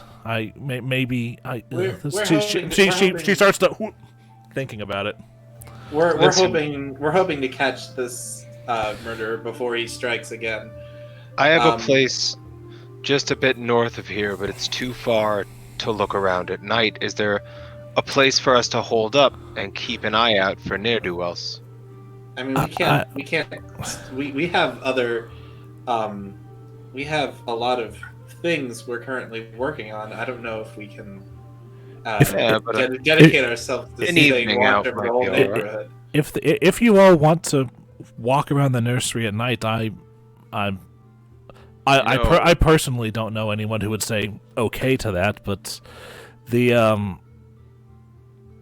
if you wanted us to send word if something happens and you're not able to find anyone, is there a place that we could reach you? How do we respond to this? Should we not mention the nest, but mention the coffee shop? Maybe. Send word for us at our favorite breakfast establishment. And give her the name of the coffee house. Thousand Thousand Islands dressing. The Long Roads Coffee House. She takes out a ripped piece of parchment and writes on it in charcoal. Long Roads Coffee House. All right. And just ask for just ask for you, Icar. No, you'll want to ask for my elven friend here. Okay. Sorry, everyone froze for a sec. What just happened? Okay, so I'd want to ask for Flickie. That's all right. Icar, roll me a sense motive. Okay.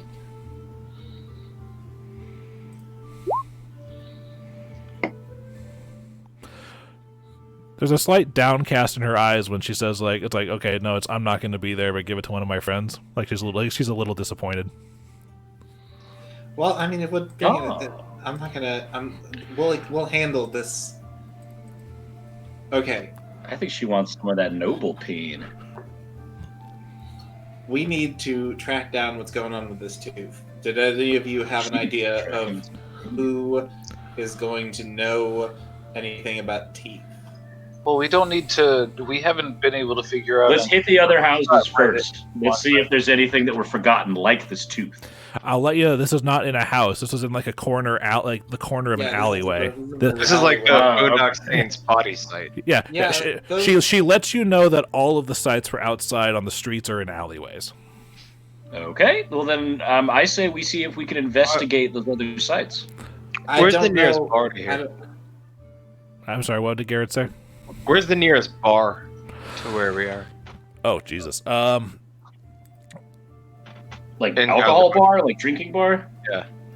Okay. You there wouldn't be a problem finding some sort of establishment in Red Roof. I don't have any specifics a on me. by bar house. All right, Let's well, just go I'm gonna direct. guess it's near Sugtok's place because he would totally buy a house near a bar. I just like that girl's horns. Take us to the next site. Let's see what else we can find. Well, is she gonna come with us to the next site, or is this where we part? Like, No, is she this- says, I think I'll come with you just to maybe dissuade any of the other urchins from trying to get sticky with their fingers. Steal our shit? Yeah, that's fair. Well, Okay, well then, I'd like to ask about the other two victims. We'd like to get some basic information about their. should we do like a walk What and their talk name and go to the and- second site? Yeah. She says that the victim at the first site, she wasn't even aware there was a first victim until she heard people talking about another person has died, and she was like, "Another? You mean this happened already?" So that was that, and then she came across the third one a couple of days later. So the first one that she found out died about 6 days ago. The second one died about 4 days ago, and this one she said died 2 days ago. Let's go to let's work our way downwards. You guys want to go to the 4 days ago one? Well, if this killer is keeping routine, it's likely they'll strike again very soon. It sounds like it's What about every the- 2 days this is happening. It and may it was well happening happen tonight. again tonight. We got That to is check out true. these sites, bros. Well, these three I- sites are. I don't know if the sites are going to tell us a lot. I think we have the tooth. I think we can look at. But we know this is roughly his area of operation is around these three. Oh, this thing's touchscreen. Do we know anything about where these people worked, or what they did? Well, most of the jobs in the slums are your typical slum jobs where they find like tire scraps and make sandals out of them, or they panhandle, or they try to do random schlub labor somewhere else in the city. Okay, but these three don't have any connection as far as like they all. As were working as on- far as you roll me a diplomacy to gather information. Let's just make this real quick. all or him? If you all want to, if you're all going to be investigating this particular avenue, Jesus Christ, Roger. Well, I'm gonna let Roger do it. Listen, I literally cannot hit. I cannot lie. Roger is But our I can goddamn talk to story people. guy, dude. This dude just pushes this shit forward. I love it. Uh-oh. You've made Oh, the I rolled Looks a breaking. fucking 1, so I do not help. okay. Tib'resh and Icar are fairly certain, based on everyone that they talk to over the next, and let's just make an hour check, the next 3 hours, that these three basically had no connection other than the fact that they were all living in the Devil's Nursery, which by extension means that they were all tieflings. Okay. We need to. Well, given the pattern, 6 days, 4 days, 2 days, I think it's pretty safe to assume that he's going to strike again tonight. Aye. If we could find. We know that the guard doesn't patrol this area much. I also know the rumor says you don't want to be caught out at night by yourself. So But perhaps that we is- can split into twos and keep an eye out. But that's in Flickie. Red Roof and Temple Hill. Is this technically part of Red Roof? Yes. This Okay. is Red Roof. Flickie, you have a way to pass a message to friends who are nearby, right?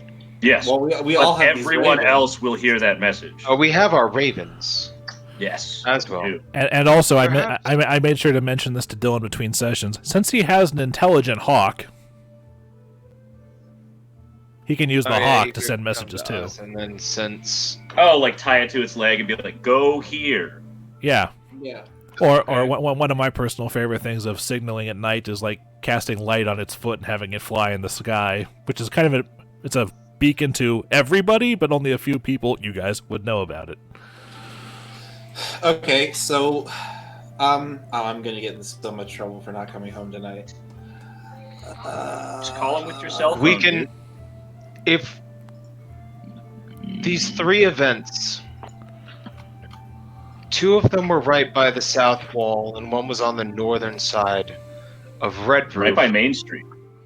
It's not the northern side of Red Roof, it's the northern side of the nursery.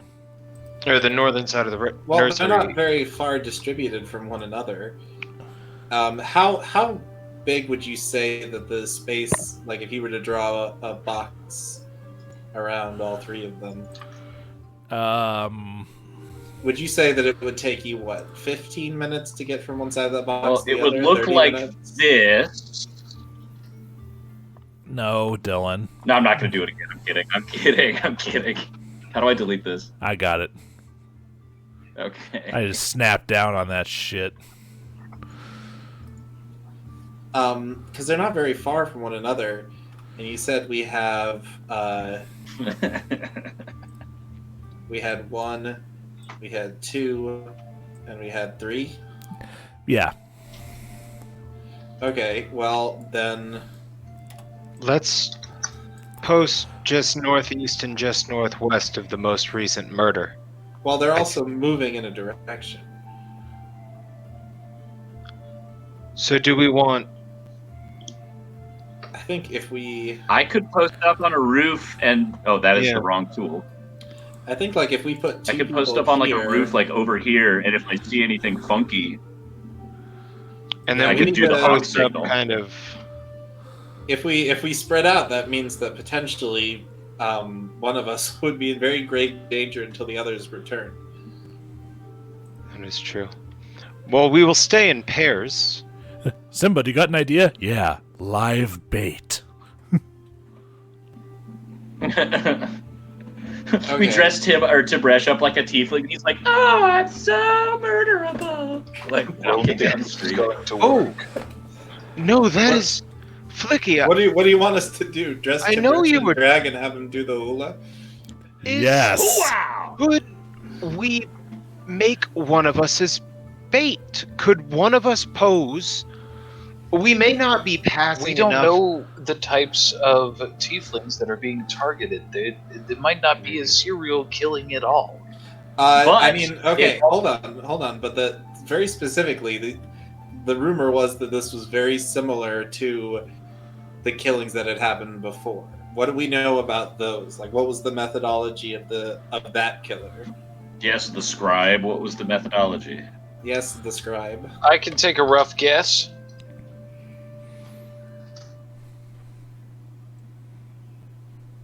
This is how much I know about what happened last time. You not have any bonuses? No, I do not have any bonuses to knowledge. Any of my knowledge is really... Well, I your, have all of your knowledge would include your intelligence modifier, but you wouldn't basically know anything above basic knowledge unless you have at least 1 rank in the knowledge skill. Yeah, I don't have any ranks in Alright, knowledge. okay. Knowledge history or knowledge local? Because I remember you saying that the murderer was actually from like 100 years ago or some shit. It was the Strangler, right? The slasher. Yeah. The slasher. I'm thinking of Mindhunter. Sorry. Yes. Which, by the way, as you guys are walking around, there is like some chatter among the tieflings that you do over here. There are kind of like, there's a fucking murderer running around. There's little like whispered, quiet, closed, like speaking through gritted teeth, like panic, like what if we're next kind of situation. Okay, so can I check to see what I know about the MO of the old murderers through a knowledge check? Knowledge history. I got a +6 on that bitch. Let's see what I get. 17.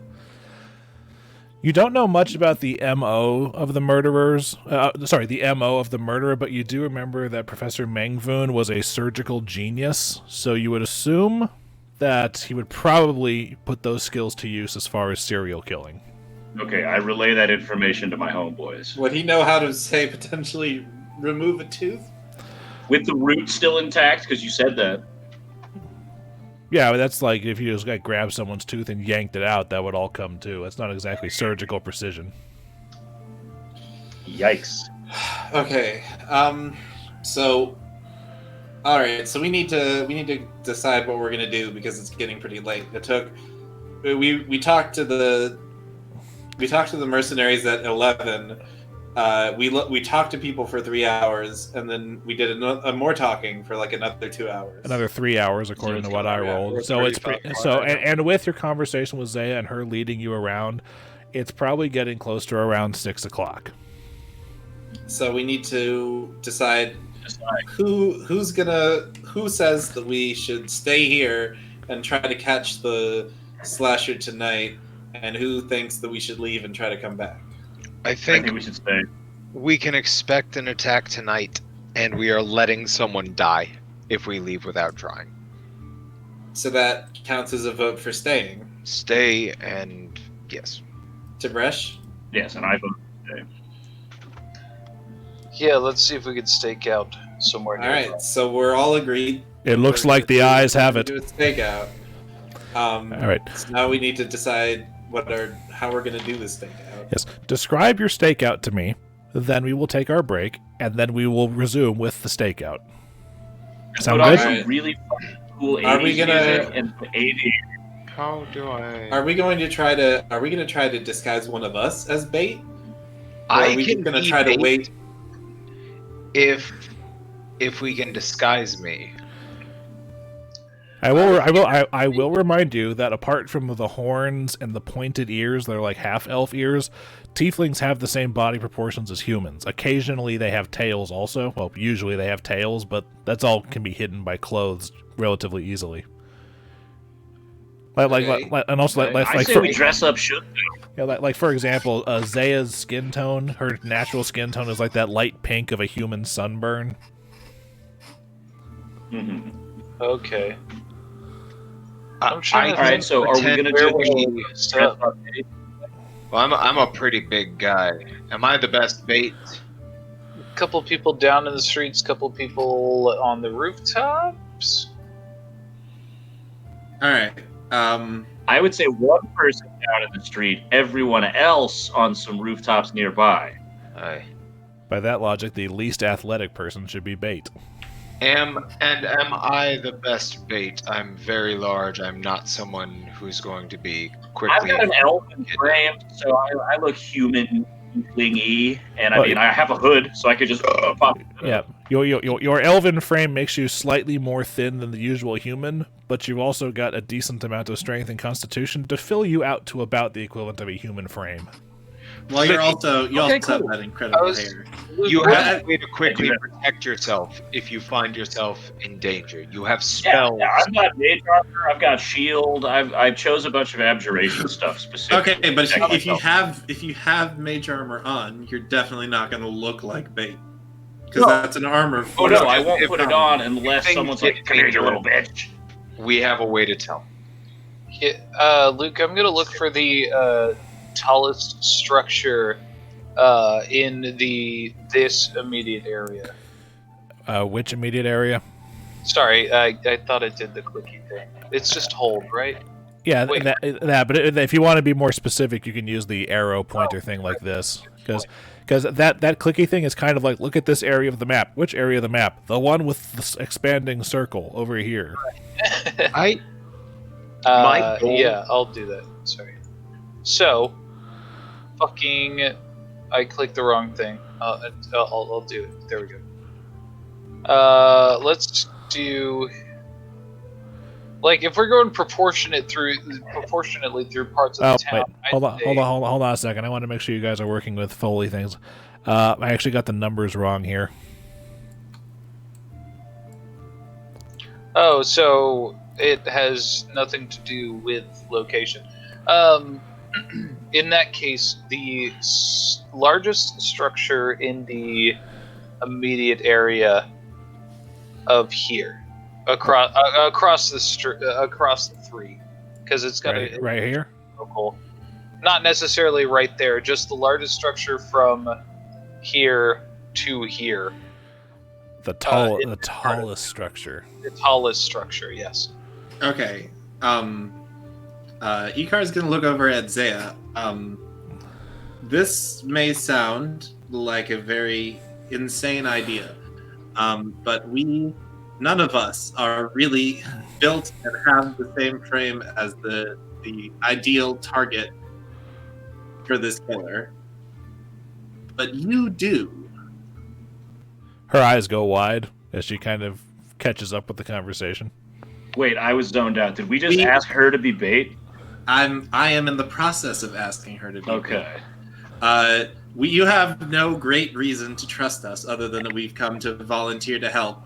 But we, by every logical measure, I think you can agree that the slasher will strike again tonight. She kind of shivers as she gives us probably kind of nod. And in answer to Tim's question, I would say that in that area the three tallest buildings would be this one, and this one. Okay. But that's on the other side of where we want to be, isn't it? Oh, it depends. Well, he asked for basically in this area. Mm-hmm. But by the way, can you see my arrow dancing around like this? Yeah. Okay. We don't have a lot of time to prepare. What I think would be best is if we split up now in the very last hours of daylight to make sure that everyone goes into their homes and doesn't come out. Then, as the sun goes down, Zaya will be out on the streets, and we will have to watch and see what happens. It's like Assassin's Creed 2 all over again. Oh, Jesus. But I can also have Tim keep an eye on her, right? Because Tim can kind of we'll all be keeping an eye on her. See shit at night. We'll all be keeping an eye on her. Well, yeah, but I'm saying, no harm. We'll have an eye in the sky as opposed to an eye 15, 20 feet up. You're free to say... Tim feels alerted, I'll feel alerted. You're free to say no, and the four of us can find another way to do this. But if we are not successful tonight, someone else will die. So we need to try to do this in the way that we think will succeed, has the highest chance of succeeding. It's your decision. Make me a persuasion check or a diplomacy check or whichever it is. That is exactly what I like to hear. Because I'm gonna fuck this up now that Yep. Hell yeah. Can't you roll? Can I help? That's only to gather. Here, I promise, no harm shall come to you. Yeah, if you guys want to try to aid me. Yeah, I can aid him. If you guys want to aid, you can't technically botch a skill check.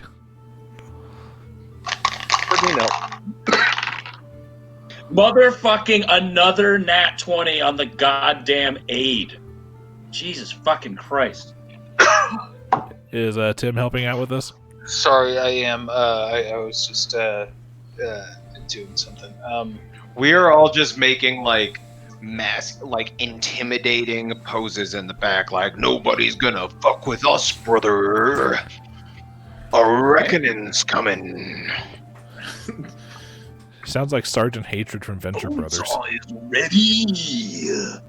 You should trust ready, brother.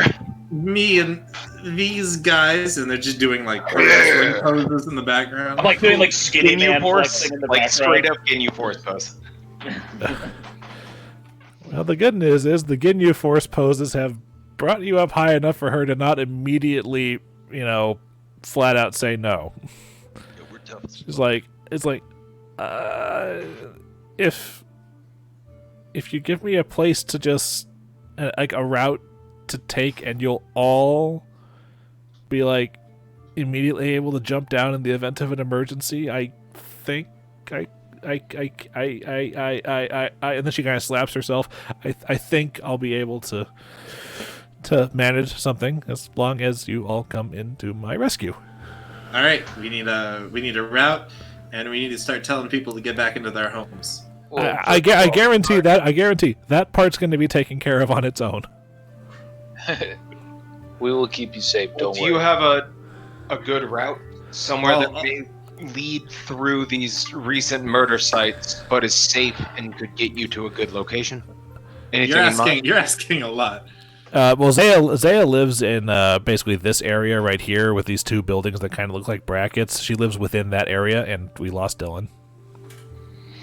So let's just walk from just a little west of site number 3 towards her house. Can that be the basic route? I don't know if that needs to be clearly defined. I feel like now that we know we're going to do the stakeout, if we want to take the break now and come back to like in medias decide our res routes. We'll for pick the it over. stakeout. Yeah, we'll figure it out. Yeah, well, that was my original plan. You guys set up your plan, and then we'll have commercial break, and we'll come back after the sun has gone down to see how it's going. Cool. Out of character, the reason Icar wants everyone to split up and tell people to go home is that he's gonna do his He's gonna do his Batman thing. I'm gonna. while he Well, He's I'm doing not his gonna- Superman thing. We'll get into it later. All right. Solid. How long on the break? 15? Just about. But is that the plan where you guys are gonna have her start over like here or something, and then just walk home? Personally, I'm for that because that leads us through the other danger sites. So I think it appears the most natural way in case the stalker is like someone who lives in this neighborhood. It's not going to feel odd for her to be walking from somewhere else towards her back house, home. right? Yeah, walking towards her home. My main concern is that we didn't look at the other sites, and I don't know any consistencies between the victims that were chosen. The other sites are several days or Several days old. Four to Yes. 6 days old. And Zaya has flat out told you that they didn't find any clues there. She's actually surprised that you guys found that tooth there because the other sites were clean of anything, even including footprints. They didn't, meaning, I mean, I'm assuming no actual police force came to review these murders, so... Yeah, she scoffed. Yeah, she scoffed when you guys suggested that the Datari actually come into the slums. Right, the less dead, man. It's a real thing. Look that up. Hey, really quick, everybody. My shit froze for like a minute and a half. Did she agree? What is our stakeout? Yeah, she Is agreed. that happening? She's gonna travel across this area. As long as you guys are all like within range to jump down and save her, if anything goes wrong, she agreed to it. And the plan is to No like, harm start shall here come and then go. Yeah. Basically, Zaya Zaya lives where the arrow is pointing in that general area, and you guys are going to have her start from where the "You Are Here" arrow is. Perfect. Luke, what is the distance between rooftops, would you say, in this area? In this area, the buildings are small enough that the rooftops are actually they're clustered together, so you would say that maybe the widest alleyway that any of you guys have seen is maybe about 10 feet wide. So most of them are less than that, especially with overhangs, and there are actually like some like plank bridges that some people have made just for the sake of getting around. You actually saw some of the kids running around on them earlier. Yeah. Yeah, but That makes it a little bit more mobile if I'm sitting on the rooftop. The tallest building that you're able, like those 3 buildings that I pointed out to you, they're about maybe 20 feet tall. So the rest of them are maybe like 10 to 15 feet tall, depending on how many stories there are. Not many. Yeah. So, yeah, because it's still relatively medieval. We haven't exactly gotten the concept of the skyscraper. As a matter of fact, Tib'resh, you would know, living in Old Kintargo, one of the old tenement buildings there, which is one of the biggest and oldest like apartment buildings in the city, is only 3 stories tall. Okay. And the slum isn't anywhere near as developed. Right. Okay. All right. So this is, at least we're not at risk of falling and stuff. So I will personally start my stakeout towards the beginning of her journey, right there where I put that dot, and I will try and follow along rooftops. I'll stay on the ground 30, 40 feet back. I will remind you guys that falling damage is a thing. Mm-hmm. Yeah. I'll be on the ground trying to be... 1d6 per 10 feet fallen. Okay. Doesn't Tib'resh have magic monkey powers? I'm not sure if he has slow fall yet. He's only level 2. I don't have that. I'm gonna post up on top of fucking. How do I fucking? I just did a ping. Well, the using building directly to the we'll left do this of after the we're top done, X that kind of looks like this one. Yeah, that building. I'm gonna post up on top of there and have Tim flying around to keep an eye on shit as well. Okay, I will remind you, Tim has low light vision, so he sees as well as you do in low light. Is that good? He sees twice as far in dim light and twice as far in bright light as a human would. So, like, for example, the light spell, which is 20 feet of bright and 20 feet of dim, you and he see that as 40 feet of bright and 40 feet of dim. Okay, cool. All right, well then same shit. I'm gonna post up on the edge of this roof, and Tim will be with me. And I'll, if she makes it to me without getting attacked, I'm gonna send him to kind of follow her 30, 40 feet up in the air. Okay. All right. What'd you say, Ish? I was just noting that I forgot Unchained, like all that cool supernatural stuff that monks get. You get to pick and choose with Unchained Monk, and you don't get that stuff until 4th level. You're right. Yeah, he was. Yeah, well, before you got in tonight, he was excited looking over. He's like, "Oh, level 3, I get all this key shit." Yeah, key shit's I'm really dope. key shit. All right, so a 15-minute break. See you guys at 8:45. Gang bang. All right, I will mute myself and go about my business. All right.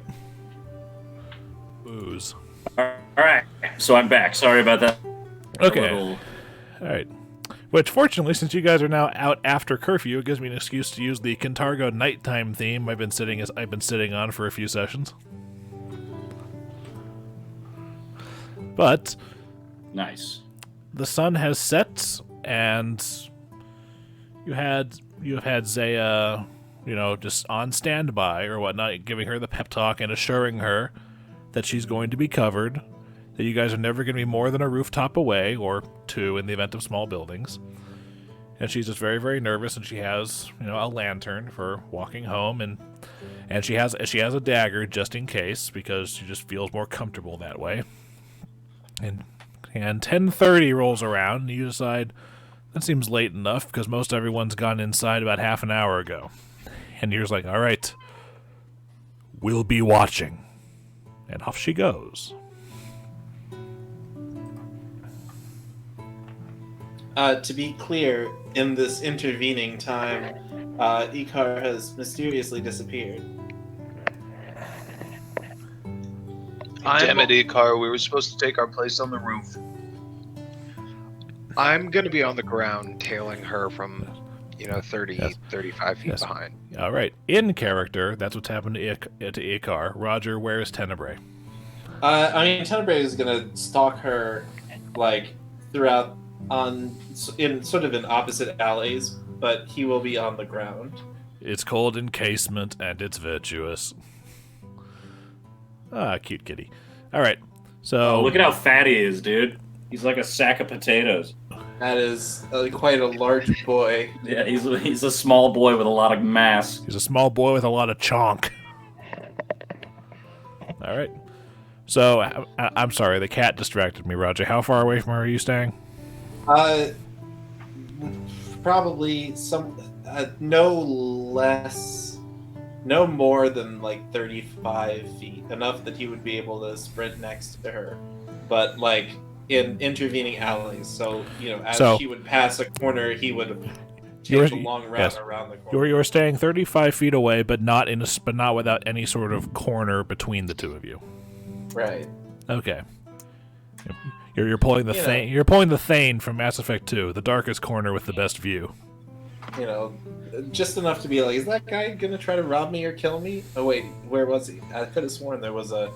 Never mind. All right. Well, she has a cloak on for reasons, obviously. It's the basically the tail end of winter where spring has only basically just started, so it's a tad on the nippy side out. And you can see that her tail is kind of, sticking out from under the cloak and kind of agitatedly thrashing the ground as she walks.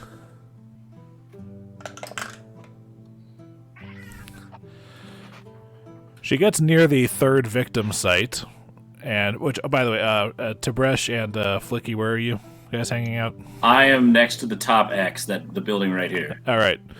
And I started at the beginning of her path and have been following across the roofs. okay, so we have not gotten to Flickie yet, but she is now passing. She's now basically passing through that alley where the third victim was found. Mm-hmm. She hurries through there, but she doesn't see anything. Okay.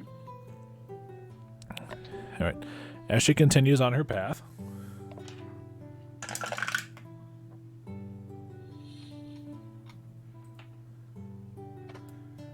would like everyone to make me perception checks.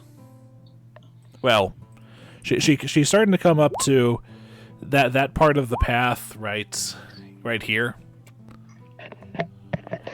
Okay. Yeah, this corner right here, the closest spot to where victim number 1 is. So she has passed the Flickie spot. Okay, I rolled I'm a going nat to 20. casually start doing what Tib'resh is doing and kind of slowly move along the rooftops behind her to follow her. Do I need to make a check, or are they close enough? Yes, can all four, and also can all 4 of you guys make me stealth checks? Yes. Stealth, I have only +3. Help We me, all God. know how subtle I am. God Oh, damn. Jesus Christ. Just how subtle I am. Every bit of my subtlety. I got an 18. That's incredible. I was Okay. gonna say earlier, anyways, if it's all right. My way of following her, I wanted to have a bottle of booze in hand and just be like subtly pretending I'm drunk and just kind of stumbling through the streets behind her. Ah, that old chestnut. Okay, well, fortunately you're kind of behind, and Okay. because of the rolls that I've had. As she gets to that green X spot, and primarily the stealth checks I was most concerned about were Flickie and Tib'resh. Well, I rolled an was 18. gonna say, I misrolled that because I had invested in stealth a while ago. Alright, well then re-roll it for me. That should be it's a +7 because of my other boost from being Yeah, I'm familiar with the concept. Scribe of the So 14? Whoop! There we go. No, I let him re-roll it. Nice. Hey. Okay. And, So the pause means I'm not muted. the speech pause bubble. means video. Yeah, speech bubble means mute. Pause means video. Fucking stupid. Sorry. If the speech bubble had a little slash through it, it would make more sense. Because I'm trying to mute it and take a sip of my drink without you seeing me, and then you just hear a terrible slurp. And also, we can see you over Tim's shoulder anyway.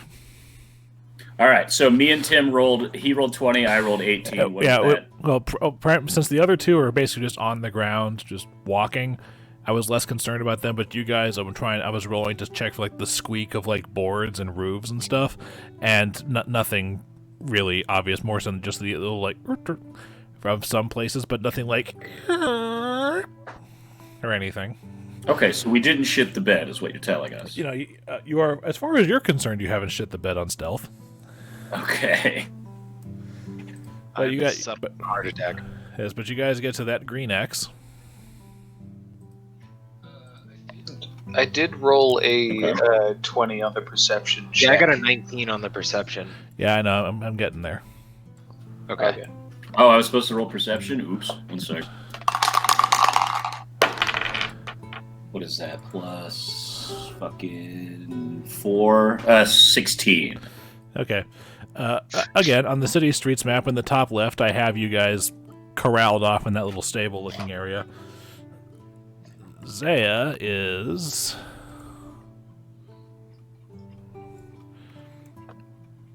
walking.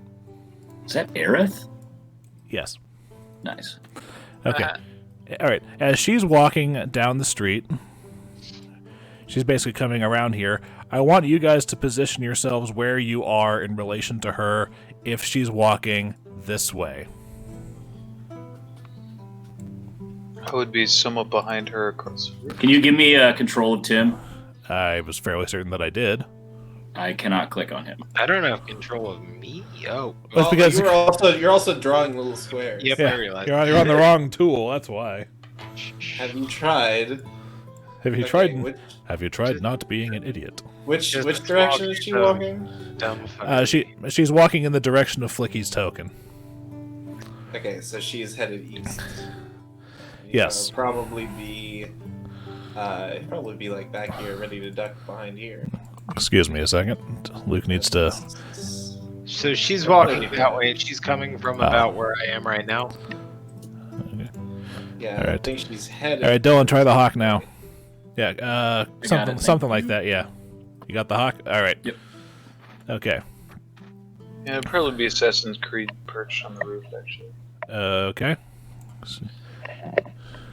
I'm stumbling around behind her, so I'm somewhere around here. 25 feet away.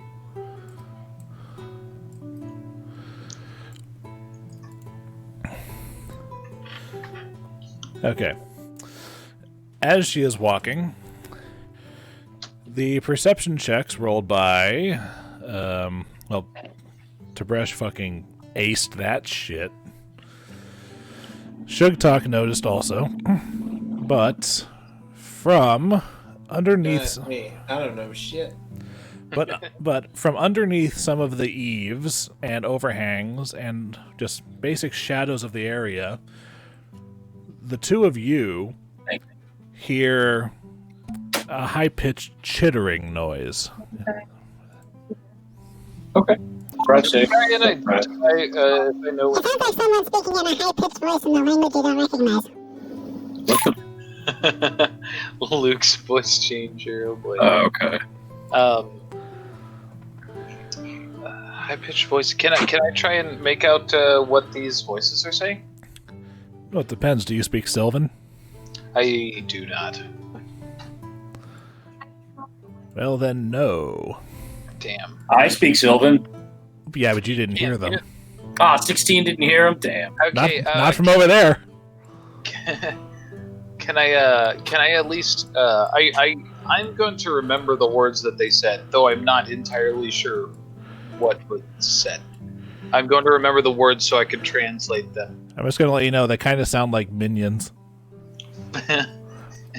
Speaking French, Spanish, English, and fucking something else all muddled up. I wonder Yeah. if Flickie speaks Uba Duba. Ubo. Illumination! Oh, God. Fucking minions. All right. Well, you guys hear that chittering as from around the corner in front of her comes... and the perception check for Sugtok and Tib'resh lets them see this. Icar, it's a little on the dark side. You don't actually notice this. It's true. It is still dark outside. You can see what appears to be like... it almost looks like the shapes of almost large moths carrying something start flittering towards her, making this chittering noise. But as it comes into the light of her lantern, Tib'resh and Sugtok can see that the creatures in question... they're gaunt fairies with tattered ears, beady black eyes, and huge mouths filled with mismatched teeth, carrying an oversized pair of pliers each. The tooth. Tooth fairies. Tooth fairies. Oh my god. Knowledge nature Knowledge nature. Oh, but I haven't seen them. Okay, yeah. for the two of you. Yeah. Do we know they are tooth fairies? Well, you got players possibly, The but tooth fairies are real. Nice. Yeah. Wonder. what did you get? I got a natural 20. Yes, Sugtok, they are tooth fairies. Yeah. And the swarm appears to consist of 8 of them. At least they're small. So what do I know about tooth fairies? Just that they're... Well, you know for a fact that the tooth fairies specialize. They are cruel, just like of the fays. They are of the evil variety. They cause pain and misery because they enjoy it, and they have a macabre fascination with harvesting teeth from both living and dead victims. You also know they have minor spell-like abilities and like to toy with their prey, but they enjoy seeing the look of shock and horror on their face as they take care of what... Okay, Yeah. where are these things? They're on. Yeah. You also know that tooth fairies, as fae, are slightly resistant to weapons that are not made out of cold iron. and their bite can paralyze someone. Can or does? Can. It's a save. And you also, and this is the final bit that you know, when a tooth fairy dies, it explodes into a cloud of fairy dust. Oh, huh. That smells so bad it can cause people to retch for a few seconds. And there's 8 of them. Uh-huh. Super. Where are they? Where are you? Back up here, north. Okay, they're on the map where I say they are. They have detected their prey, and they are swarming out to nail her. I had not noticed all these little blip blaps. Yeah, they're a little on the small side. I admit this. And they are going for her. Yep, they come out of the woodwork, the eaves, the shadows, and they're just going like they're making their high pitched little like kind of battle cry For her. And her safety being top priority. Yeah, she's like and she kind of pulls her knife. Initiatives. Want to scream Icar and Flickie are not included in the initial initiative because you didn't see them, so you guys don't act this first round. Right. My initiative is the same. Hold on, let me add you guys in there. Damn, hard from a nat 20 to a 5. Turn. I'm gonna scroll up for you. Add turn.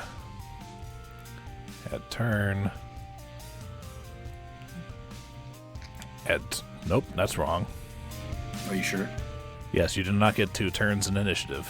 Hey, man. You're not that good.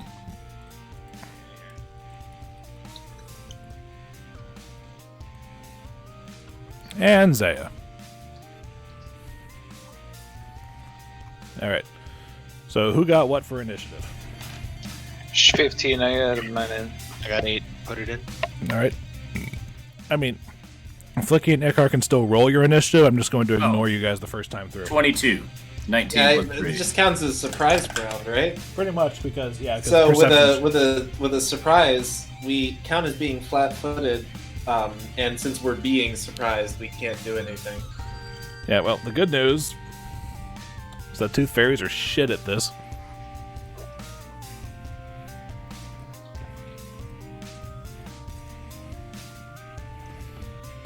I'll be alright with you guys. I gotta get my shit together. Do I know, can these fairies talk? They are speaking in a language. Okay. But, like I said, you don't speak Sylvan. No, but with comprehend language, I could. Yeah, but you want to use that right now, consider the fact that their intent is relatively clear. No, I'm not trying to talk to them right now, but if I can take one.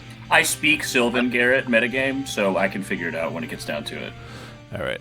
That being said, you said yours was 22, right? Yes. Okay. And sort descending. Alright. Damn it, and I don't even get to go. Yeah, Flickie is skipped for turn 1. I forgot to roll Zaya's initiative. Hold on. Hey, Ollie. You're a good boy. Yeah, you cute. Let's try that again. Okay, so Flickie doesn't get to go, so Tib'resh is first. All right. Sounds good.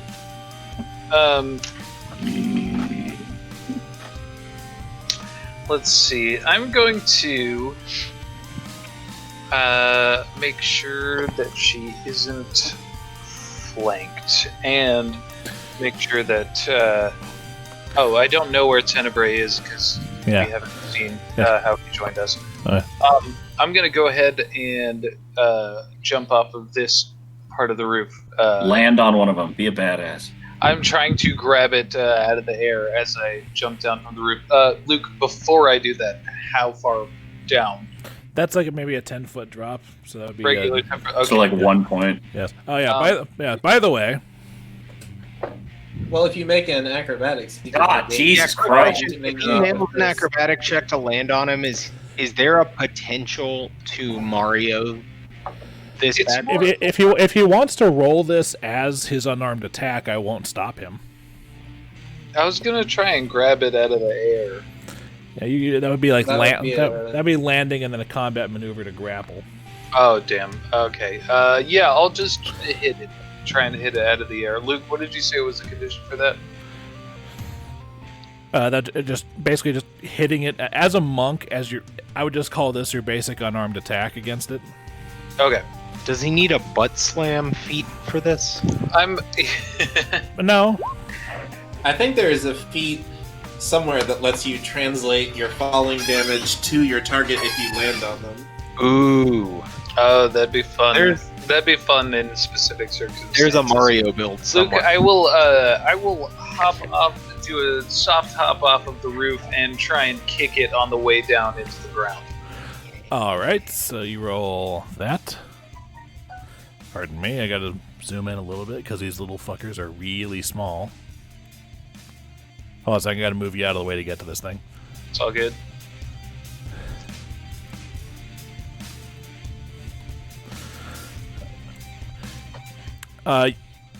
You clip it with you clip it with your foot on the way down, and it kind of spins like and kind of rights itself dizzy like. I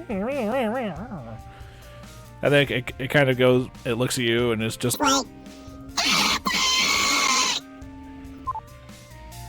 Do I hear that? I love this fucking voice changer. You can roll perception. Yeah, let me see if I can perceive a screaming sylvan monster. Perception is fucking what? +4. 15. Yeah, you can hear the scream, but you can't make out exactly what he's saying. Okay. But okay, yeah, that's Tibresh's turn. Zaya here is going to pull her dagger out and scoot over here and swing at the Tooth Fairy 7. She's like, she's kind of swinging wildly at it. Jesus Christ, wild swings apparently very effective. Because she hits. How much damage? She clips this thing and basically cutting through one of its like large ears, but it doesn't seem to cause anything too critical to it. Tenebrae is skipped for this time. Sugtok. I'm gonna pull out my Masterwork Silver Morningstar and trying to be as much like the Bear Jew as possible, like drag it on the ground towards this guy and go to slug him. All right, you drag it like the Bear Jew. It's not big enough to do the pyramid head drag. I watched Inglourious Basterds the other day again. Fucking great movie. Gotta see that. 21 to hit. 21 hits. One to hit because of No, yeah, Master- it's -1 damage. But yeah, it does hit. Roll damage. D8 plus 3 instead of 4. 8. Okay. All right. How much is that? You baseball swing your Morningstar into this thing, and it catches it in one of its legs. You actually hear like the snap of a twig under your thing, but since they're flyers, it doesn't seem to bother it overly much. But you can see that one of its knees shouldn't be bending like that. And now it's their turn. Uh-oh.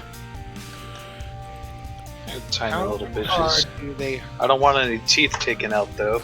Okay, Tooth Fairy 5 has to move into Sugtok's square to attack him, if I'm not mistaken.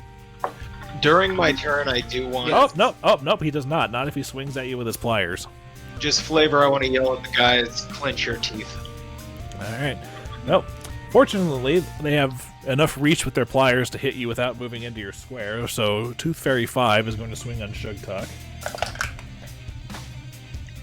I'm fairly certain that an 11 does not hit you. Not. I should find a new place for my dice so that I'm not looking away at them while I'm talking. But that's a problem for another session. Okay. So Tooth Fairy 7 is going to swing on Zaya. What is Zaya's AC? Oh, Zaya. No, it just barely misses her, even without the fact that she's not wearing armor. Tooth Fairy Tib'resh is going to try to bite Tib'resh where he is. Boo. Tooth Fairy Tib'resh. That was a good description. Yeah. Does a 12 hit you? I don't think so. No, it does not. Okay. And that's everything that's immediately close. So Tooth Fairy 3 is going to flitter over here and swing on Sugtok with pliers. He rolls a 2 on the die, so there's no way that's going to hit. Tooth Fairy 4 is going to move over here and swing at Tib'resh with pliers. That's better. Does a 27 hit you? It sure fucking does. Oh, wait. I threatened a crit. Hold on. Oh, god damn it. I do not confirm the critical hit. He's Don't take my gonna yoink one of those tusks. Don't take my tooth. You take Not your tusk, brother. 1 point of damage. All right. Oof. Oh, good. I'm already there. Yeah. Tooth Fairy 2 is going to zoom on by and get into Tibresh's square, so he does get an attack of opportunity as it comes on close to you. I'm sorry. Me? Yes, Tib'resh. Okay, good. I'm gonna fucking do that.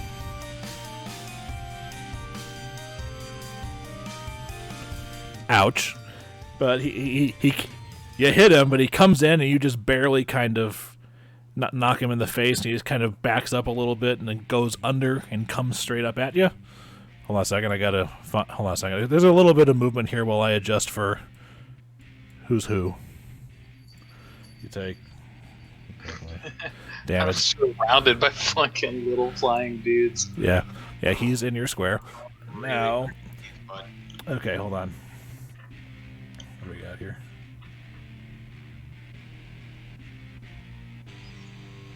All right.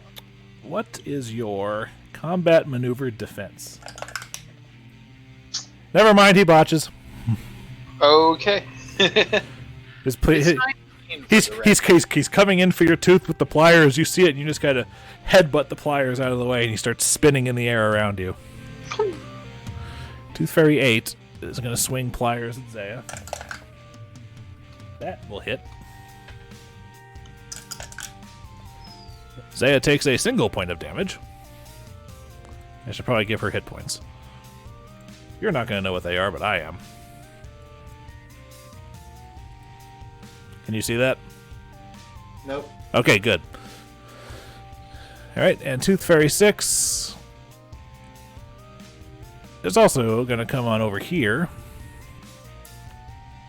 And Zaya needs a will save. Well, that... Yeah, you fucking fairies are useless. Alright, she saves against that. Flickie, you're up. Okay. How tall is my roof? That roof is also about maybe a 10-foot drop. Okay, cool. Cool. So when I move my dude, it's going to be 10 feet off my 30 feet going down. Right? Yeah. Oh yeah. By the way, okay, I'll get him when he gets back. I forgot to have him. I forgot to have Tim make his acrobatics check for jumping off the roof. You fall for free, right? You don't spend movement when you're falling. It's Yeah, I know. I was gonna see if I could. I was gonna have him roll to see if he would tuck and roll. I was commenting for Flickie. No, Oh. Flickie, Okay. It doesn't cost you 10 foot to drop. It only costs you the 5 foot to go into that square. The falling is free. The damage is also free. Okay, groovy. Yeah, I'll definitely do that. I'll take the 1 point unless an acrobatics could save me. It's 1d6 per thing, unless you want to spend the time to cast Featherfall on yourself. because that's what this spell is used for. Or you could just tank. It's a D6. Holy shit, dude! Wait, 1 sec. Robbie! What's up, man? What's going on? Not much. Playing It had to happen during his turn, didn't it? Oh, God. Oh, dude, it's Absolutely really good did. to see you. Oh, that's crazy. I'll talk to you in just a little bit here. You're good, bro. You're good. Anyway, the damage. Damn, what a surprise. Yeah. Wait for Nursery. And Colin? Oh my god! It's Bobby and Colin, of course. Alright, sorry. Yeah, it is a D6 if you just want to tank it, or if you want to cast Featherfall on yourself as you fall. Yeah, I'll cast Featherfall on myself as I fall. All right, which is your standard action, if I'm not mistaken. Yep. Okay. All right. So I land for free, so that's 5. So I've got 25 more. Correct. I'm going to. Featherfall's an immediate. We talked about this last Yeah, how does your cat? Oh, right, yeah, Oh, so Featherfall doesn't. yeah. Okay. Cool. No, so since it's an immediate, it just takes his swift action for this turn. Swift. Okay, there we go. So he still has a standard action if he wants to do something else magic-y. Essentially, your immediate actions are like they count as your swift action, but you can take them before your turn. What's range on your Ray of Frost? You can blast him. At this point, I think it's like 30. Yeah, Ray of Frost is. 1 sec. That's 20. Those are usually like 25 plus 5 per 2, so it should be 30. Yeah. Yep. That sounds So about right. you're Okay, so just- I'm gonna cast. You're just barely out of range for that one. 5, 10, 15, 20, 25. Damn. Okay. Well, I can move again if I don't magic then, right? Correct. Then I am going to move here. All right. And then I yell at them. What is the hawk gonna do? Yeah, I'm still thinking. The hawk is also gonna double move. The hawk has a 60-foot fly speed. Oh, so if I double, it's 120. I don't need that. The hawk could charge theoretically, which would let it move 120, get a +2 on its attack roll, but its AC would be too lower until your next turn. Okay, I'm gonna have him charge at this fucking guy. Yeah, it has to be in a Or- straight. Yeah, this Yeah, guy. it has to be in a straight line. Okay, that happens. So whatever's about to get rolled, just add 2 to the attack roll. Okay. So just roll like last time. Give it to me good. Ooh. 17. To hit, yeah, 17 hits. Okay, and now it's 1d4 minus 2 twice. Yeah, you had to make 2 attack rolls though. Oh, 2 attack rolls. Okay. Oh yeah, the bird has multi-attack. Fucking 18, so that hits. It's what I rolled. Look at that. Imagine how that works out. Oh, very cool. All right, let's see. 1d4. That equals out to 0, so nothing for that one. Well, you always do at least a minimum of 1. Oh, okay, so one of them is 1. And the other one is a 4, so 2. Okay. As Tim the Hawk goes in to try to wrestle with this tooth fairy in the air, you notice that Tim seems to be having a hard time having his talons make actual like damaging purchase on its skin. Yikes. Okay, that's it. That's all I can do. All right, Tib'resh, you're surrounded. What do? All right. Shouldn't have eaten this cookie right before this turn. I'll take a look at that. I'll look at that later, Roger. Oh no, yeah, absolutely. Don't look at it right now. I'm sorry. Give me just 1 second. Edit this part out. Is it a sticky cookie? Yeah, I told you they're just like better versions of Samoas. Okay. I would like to grab the 2 nearest fairies by the neck. You can only make 1 attempt at a time. Only do 1. Damn it. Yeah, you can make fucking head off. you can make multiple attacks, but you got to kind of focus enough to get one and not kill it with your grasp. That's what I'm going to say it's like. Because you can make 1 grapple attempt.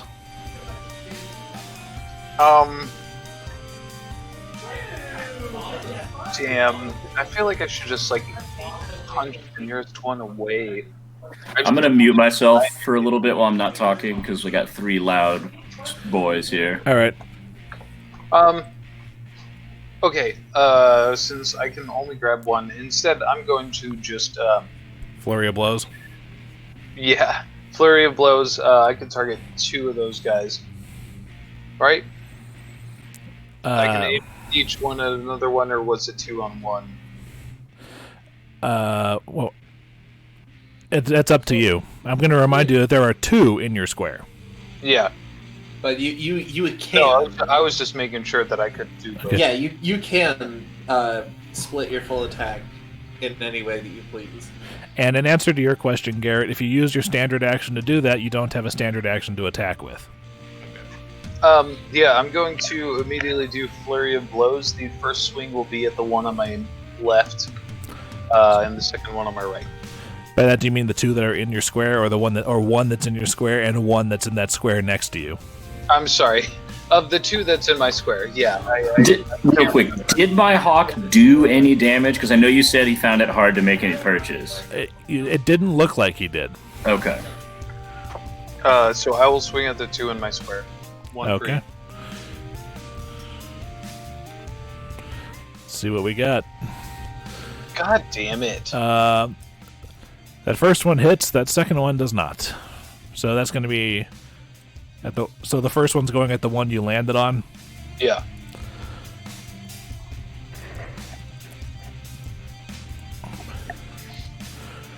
Okay. Well, good news, it's dead.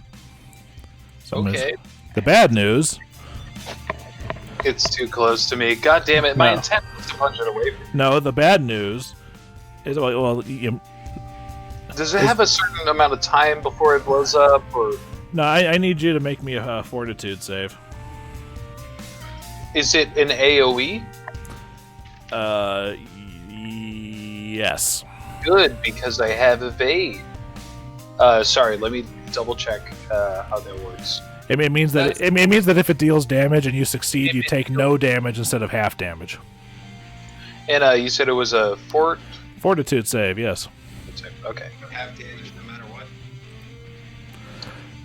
You succeed. Improved evasion is half damage no matter what. Yes, which is what Tim the Hawk has. All right. So as it's killed, you punch it, and it poofs into a cloud of sparkling white fairy dust that settles on you, and to be fair, the other 2 fairies near it. Which means, hold on. Where are your saving throws? Saves, and rolls higher, so saves. But it smells awful. Like it smells like you stuck your nose into a can of rotten meat. But you're just like, oh, that's a horrible smell. I sure would hate if anybody else smelled this. And that's what happens. All right.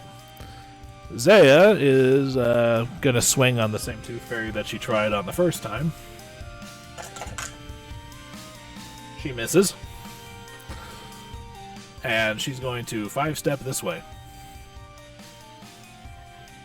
No, actually no. She's gonna actually try to run this way, like fully run this way.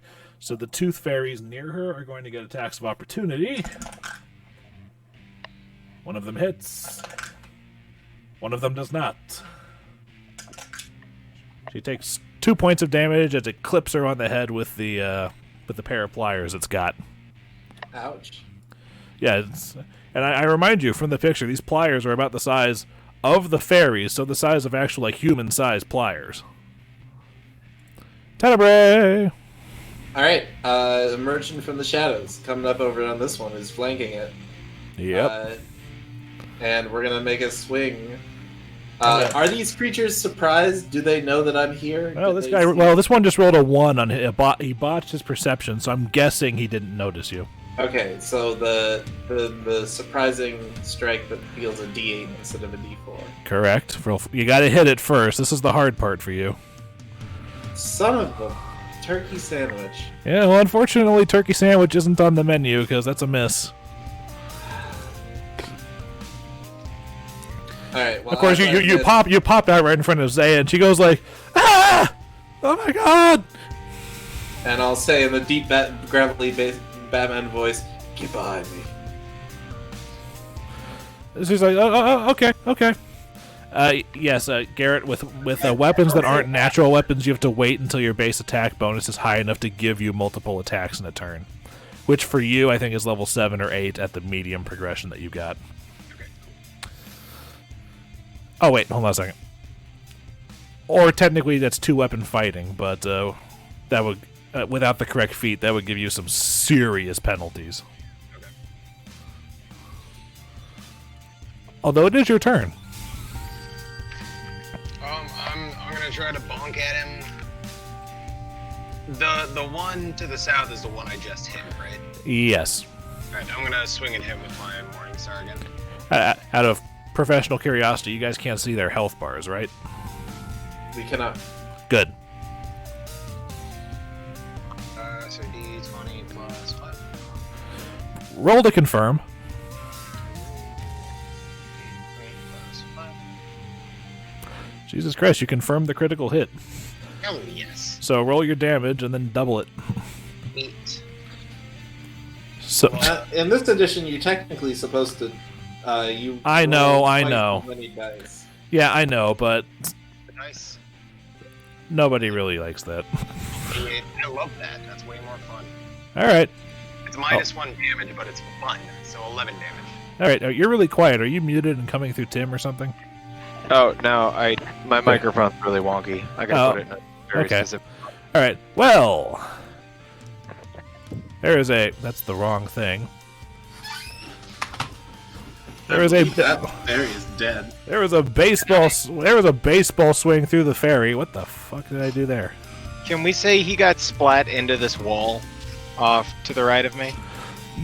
Yeah, but where he splats is still where the stink cloud comes from. So Fortitude. so I'm going to need a fortitude save from you and your friend over there. Wait, who's my friend? I got a The friend tooth over here? the tooth fairy next to you. So 12. Again, poof! There's a cloud of fairy dust, and it smells horrendous. And you're just like, I've smelled worse on some days. And the tooth fairy next to you he nat 20'd, so he's not sticking by it either. Cool. That fits out perfectly. 2 of their numbers have exploded. This is fucking great. But after that, they look around, and Flickie speaks Sylvan, right? Yep. He gave you a thumbs up. Yeah. So Flickie hears the following from no less than 3 of them. Retreat! Run away! Get out of here! I yell at the party and tell them they're trying to escape. Kill as many as you can. Catch him. This one flies. This one flies. This one flies. This one flies away from Tim the Hawk. I'm just going to let you know Tim can't do enough damage to overcome their DR, so if he wants to make the attack, he can try, but it's not going to do anything. I wanted to get him out of there, actually, so it's kind of good that they're Okay. getting away from him. All right, this one that was in Tib'resh Square going for his teeth flies away, and this one right here flies this way. On the way out? Tib'resh and Tenebrae can get opportunity. Tenebrae can get an opportunity attack on Tooth Fairy 2, and Tib'resh can get an opportunity attack on Tooth Fairy 4 or 2, and you can get an opportunity attack, Garrett, on Tooth Fairy 3 as it flies over here. And an opportunity attack attempt to catch or grapple. It's just an attack. You can't attempt to grab unless unless your attack specifically says that it has grab as a rider on the attack. So 15 to hit. 15 will not hit. Damn.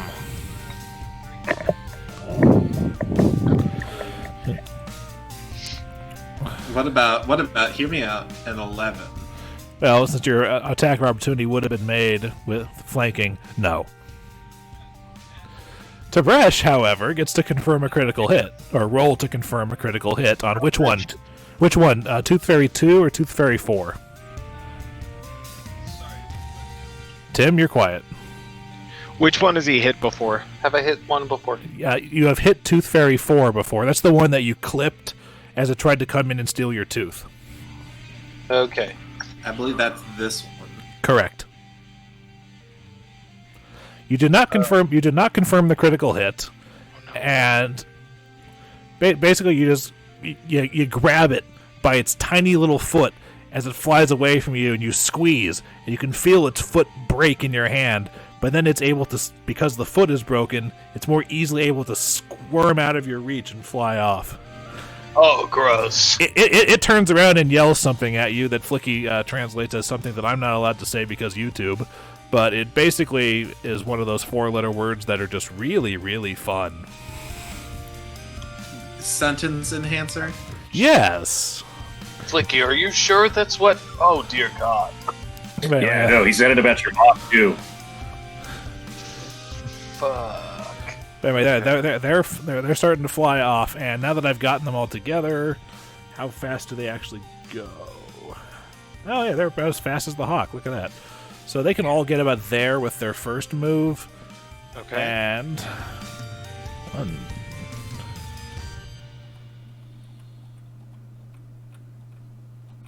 They're flying away. There's no way we can catch them. Not in combat, but they are vividly chittering and making a lot of noise. It's not like it wouldn't be that hard to follow them. Okay. So, yeah. Please hold.